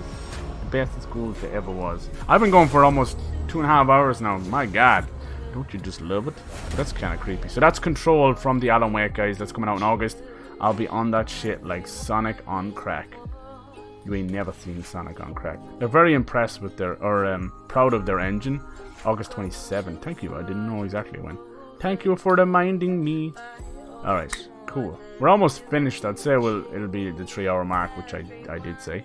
So yeah, new Darksiders, possibly a brand new Destroy All Humans. I know Ghoulies a fan of Destroy All Humans. There's rumors of them bringing it back. Double Fine are bringing Psychonauts 2, of course. They have this cool little indie game out. Double Fine are the best, man. You know, from Costume Quest to Brutal Legend, like just bangers all the time. But they have this new one called Rad, and it's a really cool little indie game. Let me see if I can find it. Right, you're just fucking around killing zombies and shit, as you do, and then all of a sudden, you just mutate. You grow a leg, or you grow an arm, or you just fucking mutate, and you gotta keep going. So, I love these guys. They had a game, I don't know if it was them, it was called Headliner, where you were a giant head that would attach itself to other people's bodies, and then the body would waste away, and you have to just keep going. But this one's called Rad. And I had heard from a very reliable source that like Jack Black is coming to E3 in a big way, and everyone's like, why are you coming to E3? Now we know that the Jumanji game is coming. It's probably for that, but I heard he's hooking up with Double Fine as well, so I'm hearing that Brutal Legend's coming back. And about 2 years ago I was in a stream where Tim Schafer was there. He's the mind behind Double Fine. That's kind of cool, the mind behind Double Fine. Hell yeah. Fuck, you can have that one for free, Tim. I like that.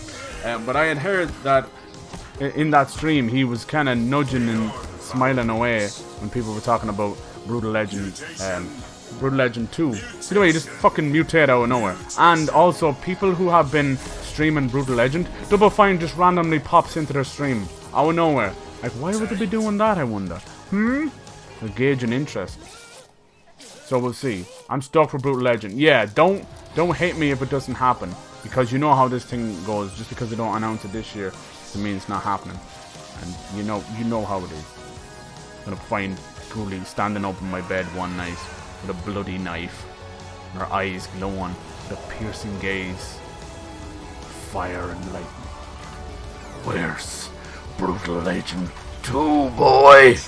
Oh god, I think I pissed myself. I want an M&M cookie cake. You deserve like a big M&M pancake surprise with all the cake and trimmings. Ice cream cake. Cyber shouldn't have a cake. I love cake. Aw, thanks for being a good friend. Aw, thank you, friend. Look how cool is that? That's fucking rad. You the best friend. People, let me tell you about my best friend. It's the teacher ghouls. Hi, Miss Ghoulie. Sit the fuck down. Sorry, Miss Ghoulie, sir.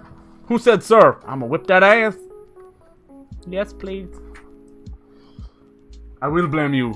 I know you run Double Fine. I'd love to work. Those guys, man, that's crazy. I'd love to work for Double Fine. Oh, your cookie? Yeah. Alright. So I put Sony in here because these little bitches are trying to run away. You trying to run away from fucking E3? I don't expect to hear a single thing. They usually like to steal the limelight. They wait for Xbox to blow their load and they're like, ha! That's cute! Here's what we're doing! And Xbox are like, Oh, fuck. Guy, quick, show the other trailer. What's a used game? I feel like a used game right now. put it in, put it out. I feel like a used game. So this is Ghost of Tsushima. This is the one we've heard very little of. This is from Sucker Punch, the infamous guys. That ad is not sponsored. Go suck a duck. Thank you, please. Even ducks need sucking. This looks cool. In the year of the samurai. Give it to me. I don't know if we'll see anything from this. I think Sony are just waiting right now. I had heard that the way it's going is we're getting Death Stranding November 8th. Last of Us Part 2 is coming February 2020. And Ghost of Tsushima is April 2020. And this will be the final year, the final hurrah for the PS4. Then we will have the PS5 in November 2020. And all these games will come back around. You'll have The Last of Us Part 2 remastered. You know, Death Stranding rekindled. And your mom's vision revisioned. I don't know, but that's what they like to do. It's free money. They re-release games. Give me your money. I'm excited for Death Stranding. November 8th. Great time for it. I'm excited. It's a completely beautiful mystery. That latest trailer is a whole bucket of what the fuck. And Kojima is the best at that. You know, if the rest of if the rest of his games are anything to go by, like Sweet Baby Jesus, well, we'll play this. I love the music he picks. You should follow him on Twitter. He's got a very cool mind. Like, a lot of his stuff is Japanese, but every now and then he'll show you like the Spotify list and stuff. And you're like, dude, he's a massive fan of The Cure as well. So I was like, fuck yes. See how it all comes back. Goes, you like the Metal Gear Solid games, and you're like, and then you figure out he likes The Cure. Everybody liked The Cure. I didn't even know they were doing a tour. Cure on a tour. There's also a rumor of, for some goddamn weird reason, this is Konami being Konami, of Metal Gear Solid 3 Snake Eater getting a remaster on everything. Just Snake Eater. I've wanted them to put the Legacy Collection on everything. You only ever did it once. It was put on the PS3, and it had every Metal Gear Solid on it. Even Metal Gear itself from the PS1 days. All remastered, all beautiful. Metal Gear Solid 4, the whole shebang. And they've never done the Legacy Collection again. This is Death Stranding. This is Kojima's new baby. He doesn't give it a genre. He says it's a whole new genre. I think what I've picked apart from what he said is he's talked a lot about redefining death. I know it's called Death Stranding, but I think when you die in Death Stranding, you don't die. You don't respawn. You don't reload. I think when you die, you go to another world. You go to this dark place that you get sucked into. And then you have to like find a way back and wait for another baby to spawn or whatever it is. But it's kind of weird. The whole men using like an umbilical cord thing is very odd. It's probably going to rile up a whole lot of feminists. Fuck them. This game is 1/4 walking sim, 1/4 massive ladders, 2/4 batshit insane, 17/4 Kojima in a bathing suit, and 18/4 I can't count anymore. But it's fucking crazy. I haven't played Phantom Pain though. It's supposed to be very good. I feel like people have said that it's like gameplay awesome, story what the fuck. But I mean that's kind of always been the way, right? Look at this big ladder. You want a fucking ladder? I'll give you a ladder. I wish I had a ladder like that one time. I'd climb up to heaven and bitch slap Jesus Christ himself. Damn! I'm a bitch slash the beard off you. Think Jesus Christ was a model? There's a bit where these women eat these bugs, and he's very proud of his motion capture, and it's so fucking weird the way she eats this one bug. Let me grab it for you. It was cool. I've seen combat. There's gunplay. I've seen a good bit. People need to stop worrying and let Kojima do his thing. He's fucking crazy, and we love him for it. I would never have it any other way. Any other way. Let me see if I can grab this. Picks great music as well. Let me see if I can find a crazy lady eating a bug. Is this it? What is this at the end? Oh, it's idiots clapping. Yeah, that's right, sheep. Clap away. Meh. No, this is the wrong trailer. It's the wrong trailer. So I cannot believe we're getting this early. I'm fully expecting a delay, but we'll see.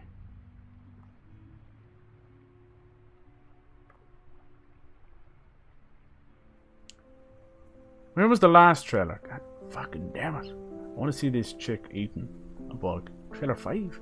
Alright, let's try trailer 4 then, smartass. Maja Faja? Where do you see this woman eating a bug, man? It's Uncanny Valley mixed with stop chewing on it. Of course we get the baby. I love the way he's oh, that's his ass! I love the way he gives the thumb. I don't know why. Like, thumbs up. It's kind of like, it's got to do with... and he wants to... There's some kind of online connectivity. Here we go. He's so proud of his motion capture. I think it's fucking weird. Stop chewing! Drink it down, you fucking crazy bitch. This is probably the weirdest part. Like, the baby giving the thumbs up is whatever, but this woman chewing just no. The eyes still, no offense, Kojima-san, it's a beautiful game, but the eyes are still dead, my dude. I'm still getting dead eyes. And games have found a way to do better with that, but I think when it comes down to it, the motion capture is there. I gotta stop showing the chewing. I'm sorry. I got stuck in the chewing again. I once watched that woman chew that thing for 4 hours straight. When I woke up, I'd lost 17 pounds. Too real. Yeah, it's kind of real, but also it's that uncanny valley. Your brain telling you other things. That's hot, I know. That bug she's chewing on is what creates those babies. What's weird is the collector's edition comes with one of those babies in incubator. It's like Tamagotchi's in a whole nother level. That's cool. I'm excited in the mystery, you know? I'm excited about what he plans to do. I'm just hoping this is what he does in most of the Metal Gear Solid games, where the first hour feels very it's kind of tutorial based cinematic kind of thing, if you know what I mean. It's like, I'm going to show you something cool and I'm going to teach you how to play the game all the while I do it, but you'll never come back here. So I'm hoping the walking sim part only... Look at that upside down rainbows. The strands, there's definitely this feeling of umbilical cords kind of being your lifeline to each world and all that kind of stuff. I don't know how I feel. He gets a motorbike too. I don't know. It's crazy. Uncanny Valley, yeah. I know it's a completely overused phrase, but I definitely feel that one. So yeah, no Sony, but I think we're happy enough. I mean, the fact that Kojima did his own thing means that probably the rest of them will too. Whee! Leave Kojima alone! I know. I mean, he's lauded as like a god. Some people are like, he can do no wrong. He's definitely, like, the thing is, I hate to be that guy, but he's but one man, you know? He might have the creative vision, but he's got a whole team doing stuff, you know? There's a dead body. There's these creatures in the game, and you can't see them, and their hands kind of appear in the world, right? And they won't attack you. They roar like a fucking lion, but they've obviously got human handprints. And because they're in the other world, when they make contact with you, and the handprints show up on your arms, this is in this game, it looks like a burn mark on your... But it's not like a normal burn mark. It looks more like frost burn. Like, you can see the hairs get singed, but then it leaves like a red mark with goosebumps. It's truly weird. It kind of gives you the heebie-jeebies. You're like, what the hell is it doing to you? But it's obviously some burn from the other dimension. And then they pull you down there, and you're able to fight them or something. I don't know. It's so weird. For anybody trying to explain what this game is, good luck. This trailer worried a lot of people because it was so like walking sim kind of stuff. Oh, I don't want to see this bit. Not the fucking toenail! No! That's beyond. No. Please no. Jesus Christ. Oh, take me to the river. So any plans for your birthday, Ghouls? Any plans? You gonna wait till the weekend? Or how did today go and yesterday? Is this like your official second week of the new job? Alright, what else can I show? Do you wanna... Let me see. Warner Brothers done, yeah. I think that's pretty much everybody. I'm trying to think, did I miss anybody? I suppose we could go over some indies really quickly. What are we on now? 2:48. Okay, well we can go for another 10 minutes. That's pretty much everybody. Isn't that crazy? I done talk for 3 hours straight like a motherfucker. I was so excited. I was so nervous before this stream. You have no idea. I always get a little jacked up. I'm like, whoo! I'm fucking jacked! But I was actually nervous. I was nervous. I paced around the house a little bit before I started. It was excitement nervous. I'm such a fucking idiot. Fuck's sake, Sarah, I'm drinking beer and you show me the damn toenail. It was only a little bit. He didn't pull on it. I'm sorry. It gave me the creeps as well. Let me show you a couple of cool... cool indie games I'm looking forward to. First one we got is called 1980X. Roll the clip. I wish we could get another game like Valiant Hearts, but we might get a Child of Light 2. So this is 1980X. It's a coming of age story, as they like to call it. I hate that phrase. What the fuck does that mean, coming of age? Time is fucking immortal. We're always coming of age. But yeah, it's about seems to be a girl, kind of loner girl who stays in the arcade a lot, and you play through all these type of games. Look, it's the fucking Lion King waterfall, and then you're playing through all these games, RPGs. That one looks like Outrunner, and then you just take control of this girl and live out her life, and then go back to the arcade every day. It's kind of cool. Reminds me of Crossing Souls. 1980X. Aight, Pyro. How was your day going, dude? Always like that before stream. Yeah, me too. I mean, I like the nerves. I push it into excitement, but the issue is you can get over you know. All right, so that's coming out June 20. I'ma play the titty fuck out of that. All right, next one. These are just indie games that I'm excited for. I usually don't show this kind of stuff off because I don't like to show all my cards. I like to surprise you guys like Void Bastards and stuff.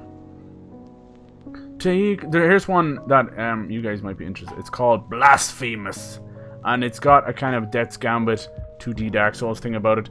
The imagery in it is fucking mwah. It's beautiful. I was watching this for about a year, and now it's starting to pick up traction.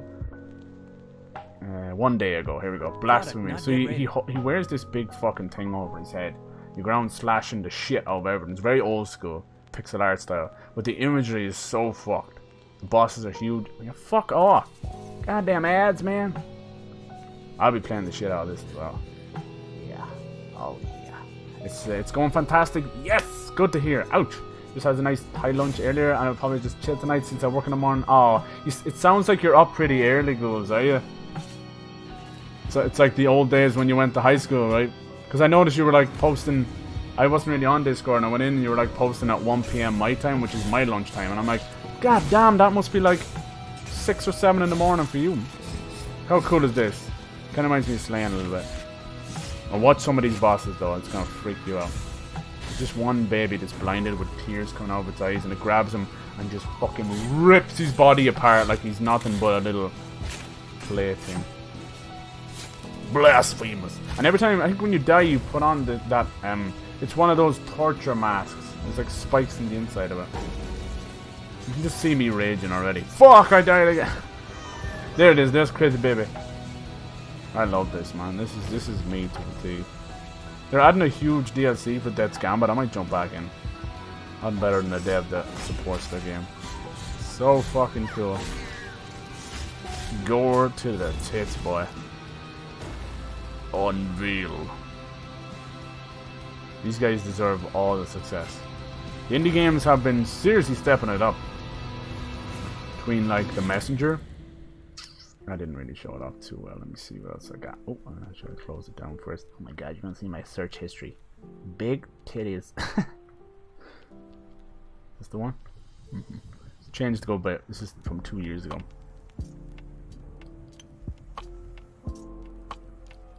Big titties and big booty bitches. Gotta get that big booty bitches.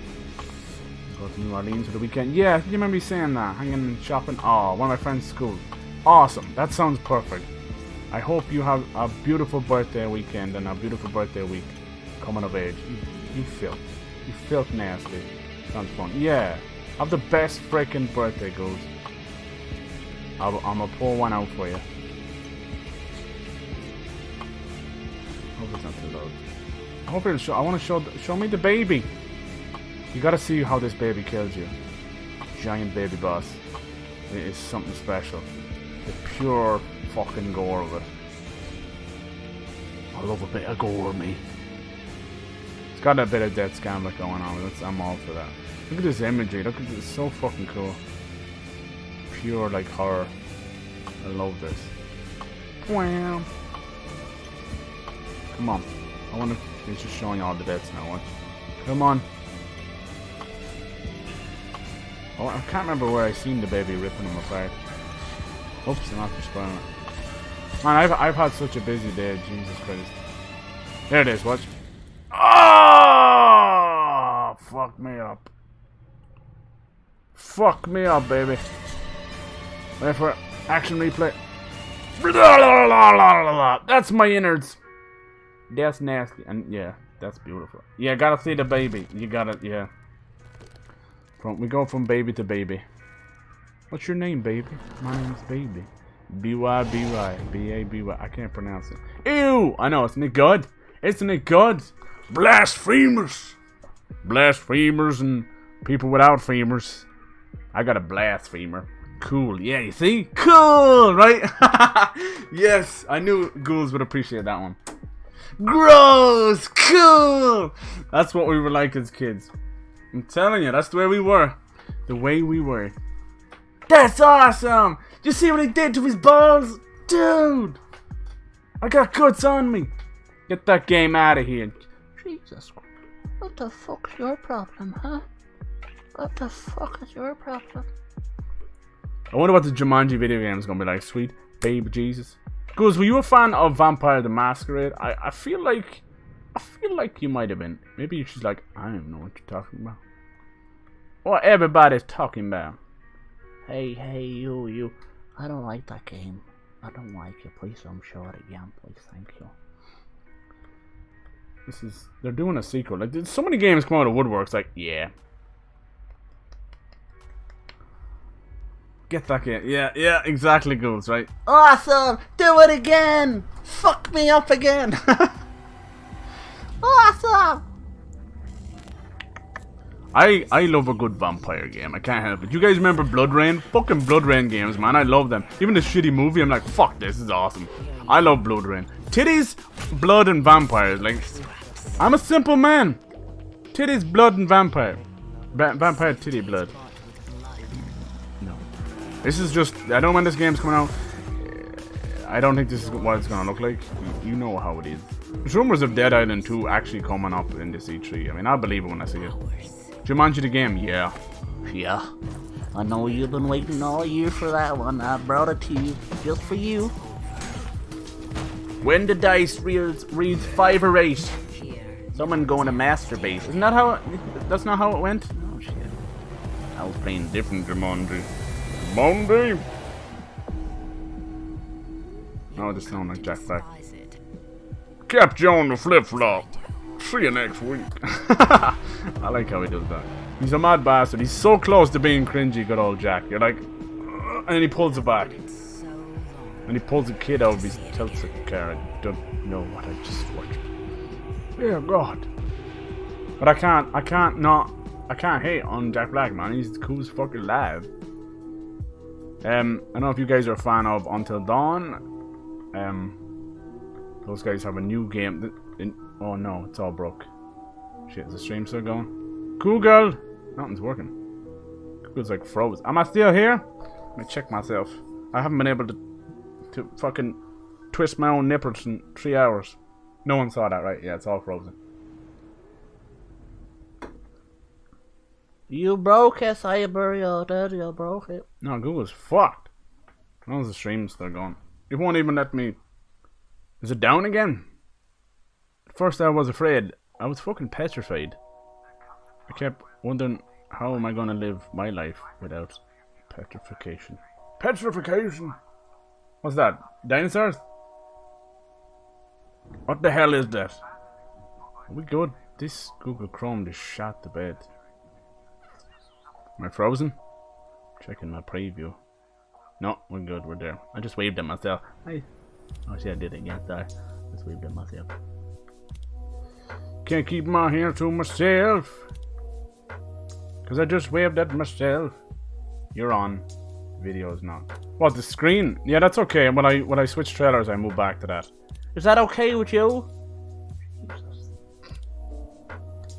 That sounds good for your birthday, though, Goods. I'll be there. I'm gonna show up. Surprise! Oh, this motherfucker. What was I gonna show off? Damn it. I lost in the nipples again. Oh yeah, the dark pictures. That was it. The dark pictures. How long are you going? Okay. So that's what they're calling this horror anthology of video games. It's from the Until Dawn guys, which was a great game. And the first one from it is called The Man of Medan. And I think it's coming out soon enough. I don't know when. Absolutely not okay, sir. Wow. Wow. This man just crashed my party. Please remove him. But I've flown all the way here.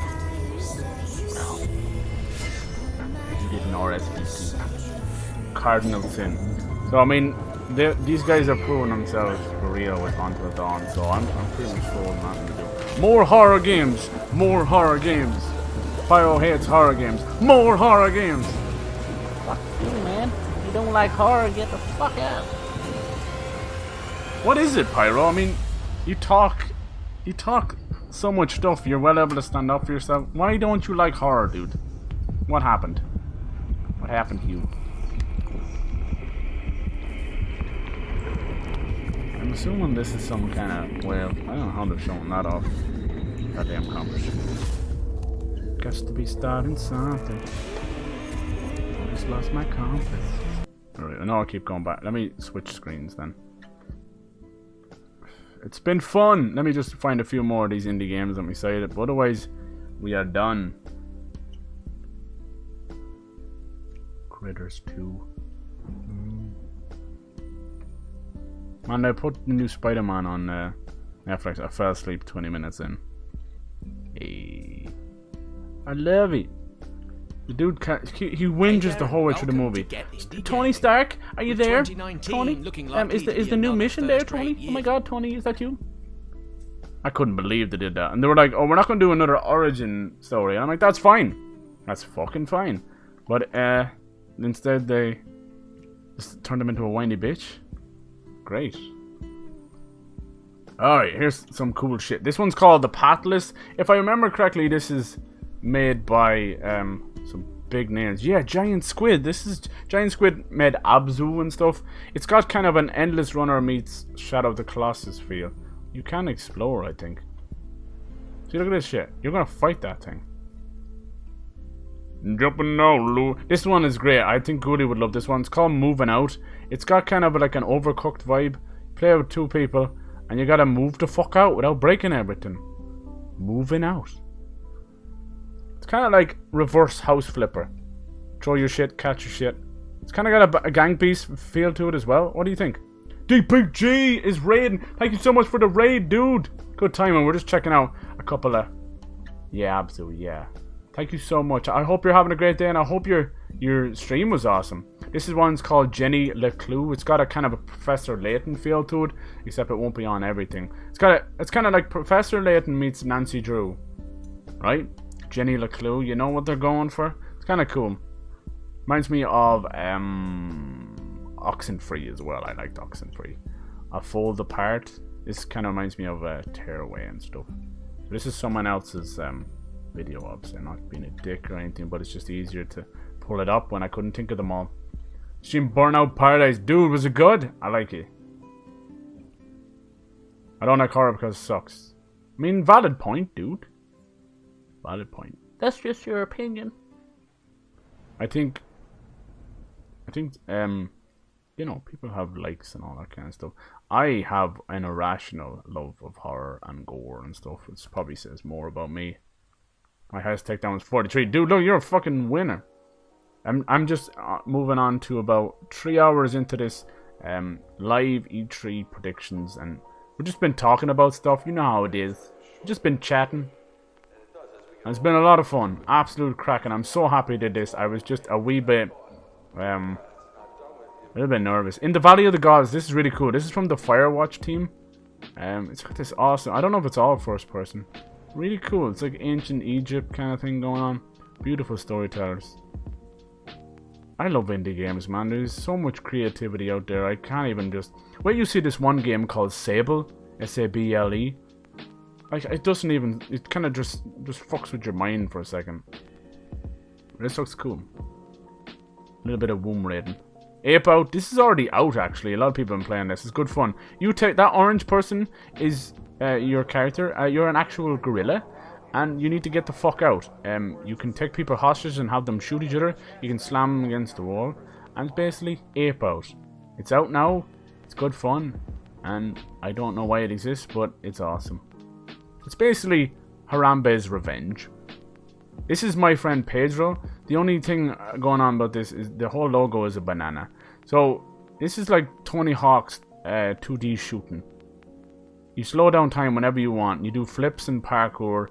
It's just so fucking filthy. It's like Hotline Miami on crack cocaine. And that game's already on crack.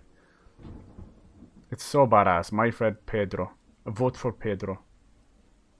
Little Nightmares? Yeah, I wonder what they'll do next. I love that game. What you laughing at, Goose? Supermarket Shriek. If you guys remember Supermarket... something or other. Dale Winton Supermarket something. You have to... This is a weird game, right? So you run around in a...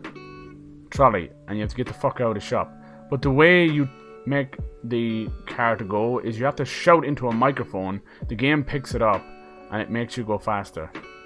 It's one of those kind of games. That's why it's called Supermarket Shriek. You see what I did there? You see what I did there? Little Nightmares is gross. Yeah, the fat people eat. Yeah, that was messed up. TikTok, I don't know much about it. I think it's live action. I don't like. Yeah, Vane is here as well. It's already out. The Last Night is becoming the fucking holy grail. This thing is so damn cool. I love the art style. But I don't think it's ever going to come out. I don't know what is going on. The guy's going through some hot water, some controversies, and he's backed away. I think he's waiting for more people to, you know, more backers or some. I don't know. Investors. What? Why? It's gorgeous though. This is all in game. Reminds me of like it's like 3D flashback with Blade Runner shoved up your Supermarket is lit, yeah. Little Nightmares was great. There's Blasphemous. There you go. Blasphemous. Blasphemous. Baby girl, thank you for following. I appreciate that. Baby girl, thank you. I don't know if you came over from DPGs, but I appreciate you. Hope you're having a great week so far. Never played an indie game. Got any recommendations? Ooh. Oh, that's where Little Nightmares came from. Yeah, Little Nightmares, Limbo. It depends. What do you like in a game, DPG? I can recommend. This is really good. You guys would love this. This is Backbone. You play a raccoon detective. Fully anthropomorphic. You can fuck people up, and it's a detective game. I mean, I don't need to know any more than that. You can also hook the fuck out as well. Baby girl. It's called Backbone. I was in a boy band. And I'm the only one in it, but I got multiple personality disorder, so I'm the whole boy band myself. Oh, shit! What's that song you keep making me sing? I want it that way. I walk into a Subway and she's like, how you want it? I want it that way. Tell me why the meatballs taste like shite. What happened, Subway? What happened? Next time you replace it with horse meat, let me know, you know. Let me know. I'll pay extra. They taste mank. They ruined the meatballs. Used to be real meat. The meatballs used to be this size, and you'd get like 4 in them. And they stole that from me. I want my meatballs back. It's kind of cool. I'm trying to see if Sable is in here. Ain't nothing but a meatball. Tell me why I never want to see these fucking poor ass fucking deranged looking meatballs ever again. They're like homeless outside Target meatballs. The hell is wrong with this shit? Is that even meat? I'm gonna make you taste your own food so you can come up for air, you lion sack of shit. This is kind of a cool game. I can't remember what it's called, but it reminds me of Abzu. Looks more hands-on than Abzu. Daddy and BMT all the way. What's BMT? Bastard mango titty. Man, that girl had titties like mangoes. Mango titties. Disco Elysium. Alright, I don't need to show all these. Here's that Sea of Solitude again. My god, I can't wait for this game. The developer, Cornelia Yepard, I think her name was. Yepard. So passionate, you know? She'd almost bring tears to your eyes. That is why I love video games. That's coming out July. Alright, what's the next one? It's kind of cool. What's this one? Oh, this is After Party. This is actually. No, hold on. No. This one. This one is After Party. This is from the Oxenfree guys, and basically, two people die and go down to hell, and they need to like basically outdrink Satan to get out of hell. But there's a whole story surrounding it. It could be fucking awesome. Oxenfree was a lot of fun. Very well put together. After Party. Hell yeah. I must look up what the Little Nightmares guys are doing. I think they're working on they put it on iOS. This is Tunic. I'm really excited for this one as well. You play this tiny little fox. The game is gorgeous and it's very Zelda-esque. Oh, it's gorgeous. Look at this. This is right up my alley. It looks like Rhyme as well.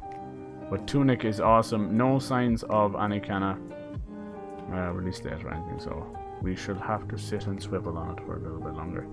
Tunic. Now, obviously, we got Ori and the Will of the Wisp. If we do not get a release date for this, they better not do a stealth release. One of the worst practices in all of the gaming industry is releasing things at E3. Just stop it. There's no hype. There's no nothing.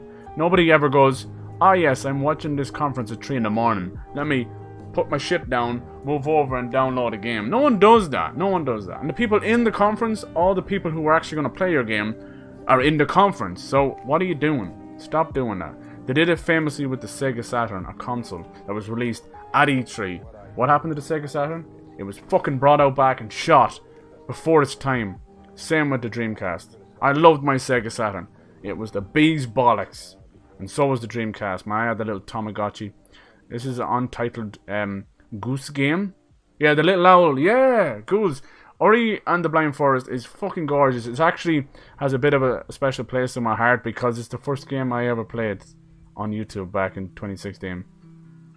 And it's a bit spoilery, but that baby owl, there was an owl trying to kill you in the first game. And, you know, spoilers that you fuck that owl up at the end.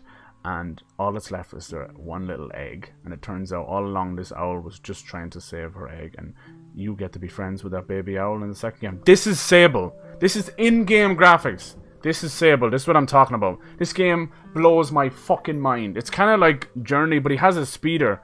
It's like fucking Luke Skywalker. No, I'm going to find... Untitled Goose Game is very good. You play a goose, fucking up everything. Yeah, I remember Ori, yeah. So they're finally doing a sequel. The dude who made the soundtrack for Ori won like BAFTAs and everything. I don't know, is there BAFTAs for music? Probably. Fuck it, we'll say there is. I'm gonna give you a BAFTA. Oh shit. Oh shit. Did you hear what he said? Oh shit. Alright, let me find Sable. Sable is fucking... I don't know, that's probably how you pronounce it. And if it's not, come at me, bro, with a pitchfork. I'll fuck you up. Hello? 911? Is that 911? What's your emergency? There's two men in the middle of Walmart, and they're fighting with sporks. It's an epic duel. Not another Journey. No. I got two. I had a Little Mermaid Tamagotchi. Oh. Well, the Dreamcast in the controller, I don't know if you remember, or you would have seen it.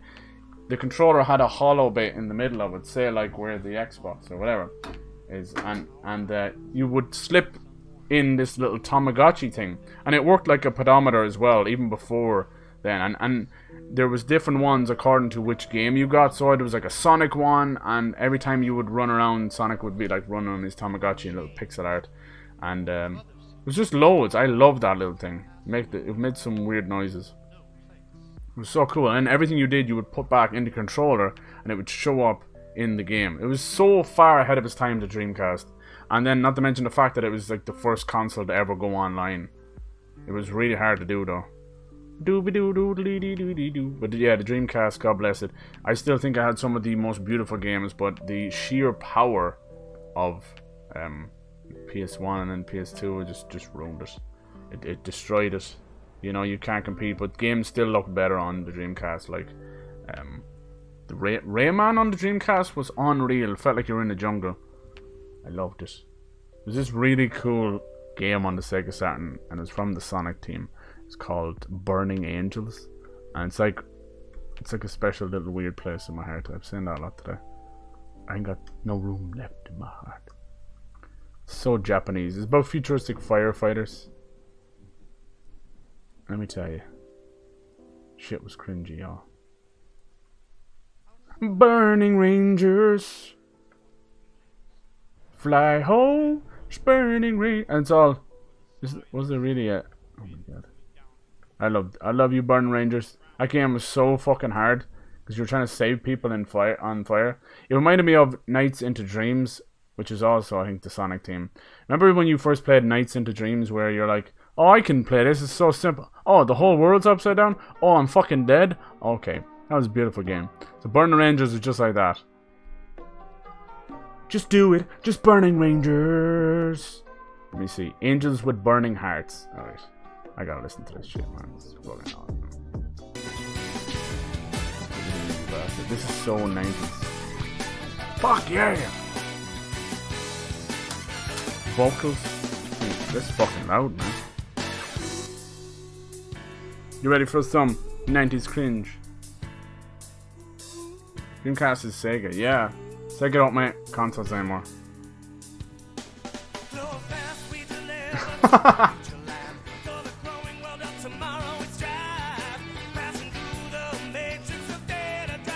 Dreamcast was very short-lived, it was, yeah. Got some biddies for the first time. Went to check the leaderboard. Biddies? My summer is doing fine. You know? Just the summer. Working my ass off. I miss when you were a kid, you could have your summer off. How's your summer going?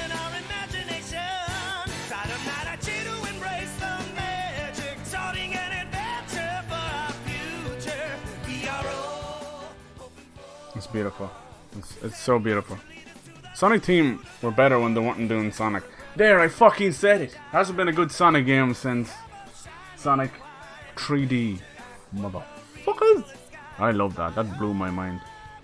Alright, I think that's all the games I could talk about. I haven't really talked about Nintendo. It's not really my thing. I want to get a Switch though. I want to get a Switch hard. Like fucking hard. And the new Pokemon was announced. Let's bring that up. Alright, Burning Rangers, thank you, please. Now they're making giant Pokemon now. This is fucking awesome. You know your way you like Pokemon? We're gonna make fucking giant Pokemon. It's cool, it's kinda set in the UK as far as I can tell. I mean, it's Pokemon, what you gonna do? Yeah. I like Score Bunny, he's my bitch. Look at that guy. He gives you a little fist bump. So yeah. And I mean, Switch is basically gonna get every goddamn third-party game on it, which is great. I want it for the Yoshi game. I want it for Pokemon, Octopath Traveler. This goes on. That's just a sheep, man. It's a sheep. Look at check the weave out on that one Pokemon. Yeah.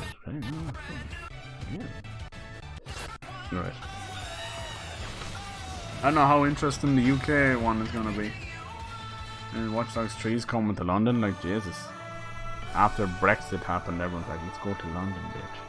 Look how big this game is. This is only on the Switch.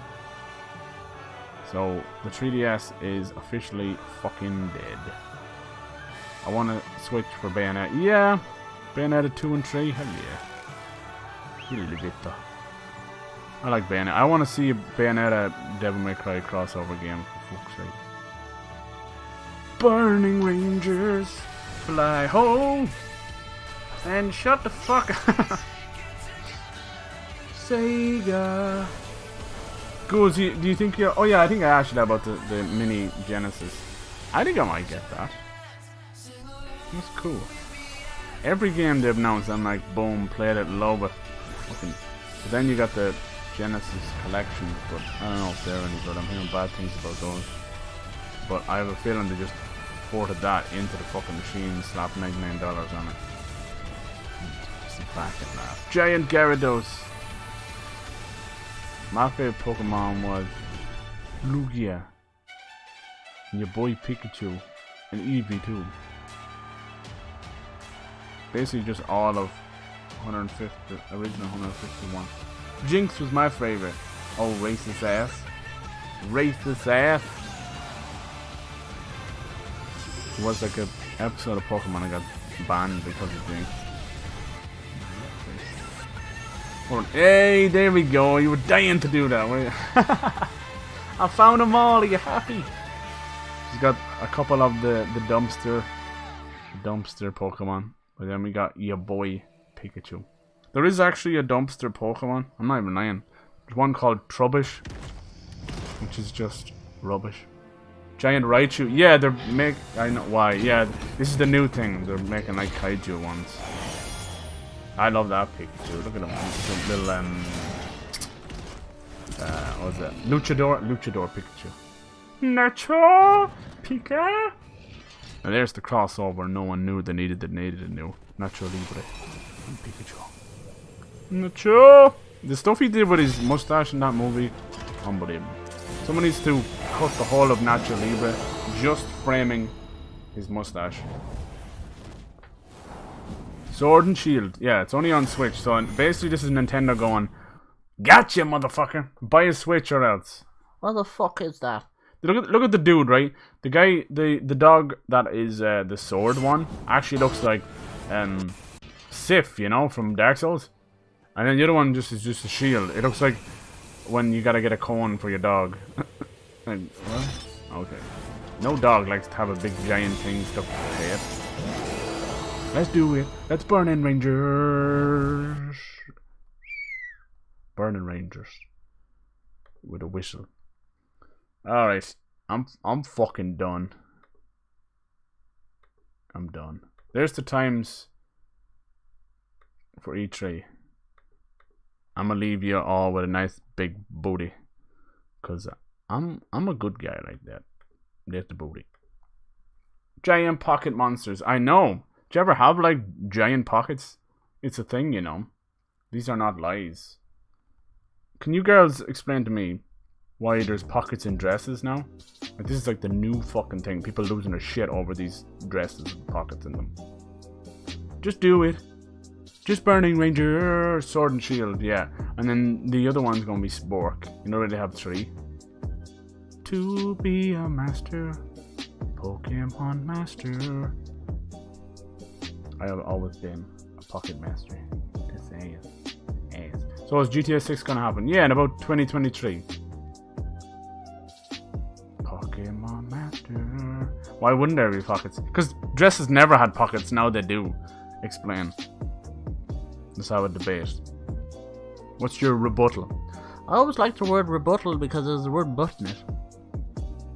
There's pockets in dresses since like the 1600s. Lies! Lies. The first pocket was actually invented by a man in 1871 called Geoffrey Pockets. Yes. Yes, this is all true. Isn't it true that if you invent something, you name it after yourself? So Geoffrey Pockets. His middle name was Giant. Geoffrey Giant Pockets. Oh man, I just came up with that and it works. Next Pokemon, Skirt and Pants. No. No, it's not. This cable doesn't go anywhere. I have been carrying this around. Can I plug my cable in your socket? Cyber! Jesus! I'm sorry. The implications of your actions. Borderlands stream? Maybe I will. What time is it? It's 9:45. Do you really want more of me right now? Like, come on. Look at me. I'm wearing a backwards Levi t-shirt. It's not Supreme, just in case. I would never buy Supreme. It's Levi's. Yeah, Levi's make t-shirts. I didn't know that either. Do you want to know a secret? I got it free with a pair of jeans, motherfucker. Sometimes I'm too honest. Skirt and pants, and then the third one will be pennies. This is getting weird. I got a can of sour twist, relentless, nice dynamite. Sip it softly. Softly. I'm gonna drink it smoothly. It tastes like cran apple titties. Alright, I'm out of here. This thing here was for Cyberpunk 2077. Is there anything else you want to ask me? Is there anything else? Have I now or ever danced naked in the street? No comment. For fear of indictment. I think that's everything. I spoke for 3 hours and 24 minutes. My tongue needs a break. Shut the don't make that dirty now, please. I'm feeling dizzy. My tongue needs a break. Do you ever get a cramp in your tongue? Yeah, that's what your social security number is. We don't use social security number. I've got an anti-social security number and blood type of your first dog. Oh, why you bring up such a sad memory like that? Why would you need the blood type of your first dog? Jesus, dude, you gonna clone him? You gonna bring back Sparky? Oh my God, Sparky! Bra size? You know you never ask a lady that. Some days, you know, I'm feeling like a B cup. I actually have to go for an operation on the 11th. You just reminded me there when I touched my chest. So that should be fun. So maybe ask me my bra size on Wednesday. Man goes in for a liver operation. Comes out as a different sex. I appear to have grown beautiful, bountiful breasts. Oh. I mean, I'm not paying for them, but I'm not cross either. I'm not angry. So we can get you a training bra. Aw, Cyber's first training bra. I never understood why they were called training bras. What are you women training to do? Fucking hypnotize the men with the titties. Isn't that it? Tell the fucking truth. Over-the-shoulder boulder holders are actually manipulation tools. Man, they work really well too. I don't even care. Hypnotized by the booty. The bra comes off and it's just like nee nee nee nee nee nee nee. That spinning thing from Austin Powers. When I take this bra off, you'll do anything I say for the next 45 years. Yes, I will. Put those mosquito bites away. Wow. My God. You're going to titty shame me live on camera? It's kind of warm in the room. Maybe if I crack a window, it'll get a bit colder. I come with a free clothes hanger. Who knew? You sure you message me and let me know how it goes, dude? The operation? I don't know, dude. Yeah, I'm gonna give you like 4 or 5 days. Come up with a female name for me. Coober Hooduber. That's Mrs. Coober Hooduber. I can't even do it. Let me know if you need anything. I'm gonna need a 5th of whiskey and someone to hold my hand. Alright, I might come back in a bit with some Borderlands. What do you think? I need to know that everybody is unanimous and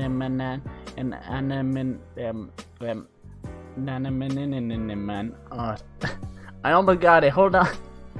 Am I saying anonymous? Let me find this guy.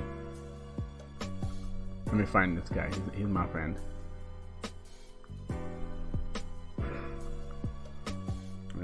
Where is he? He's my favorite. He's my favorite dude.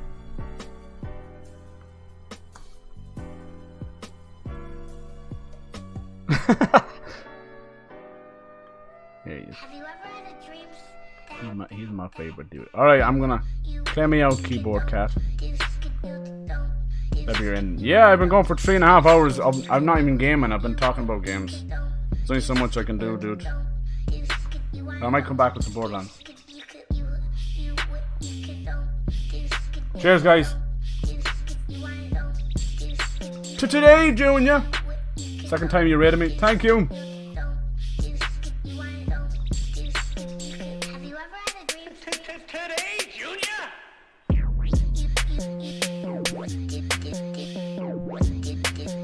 The series ass. You know I did. I'm disappearing that ass all night.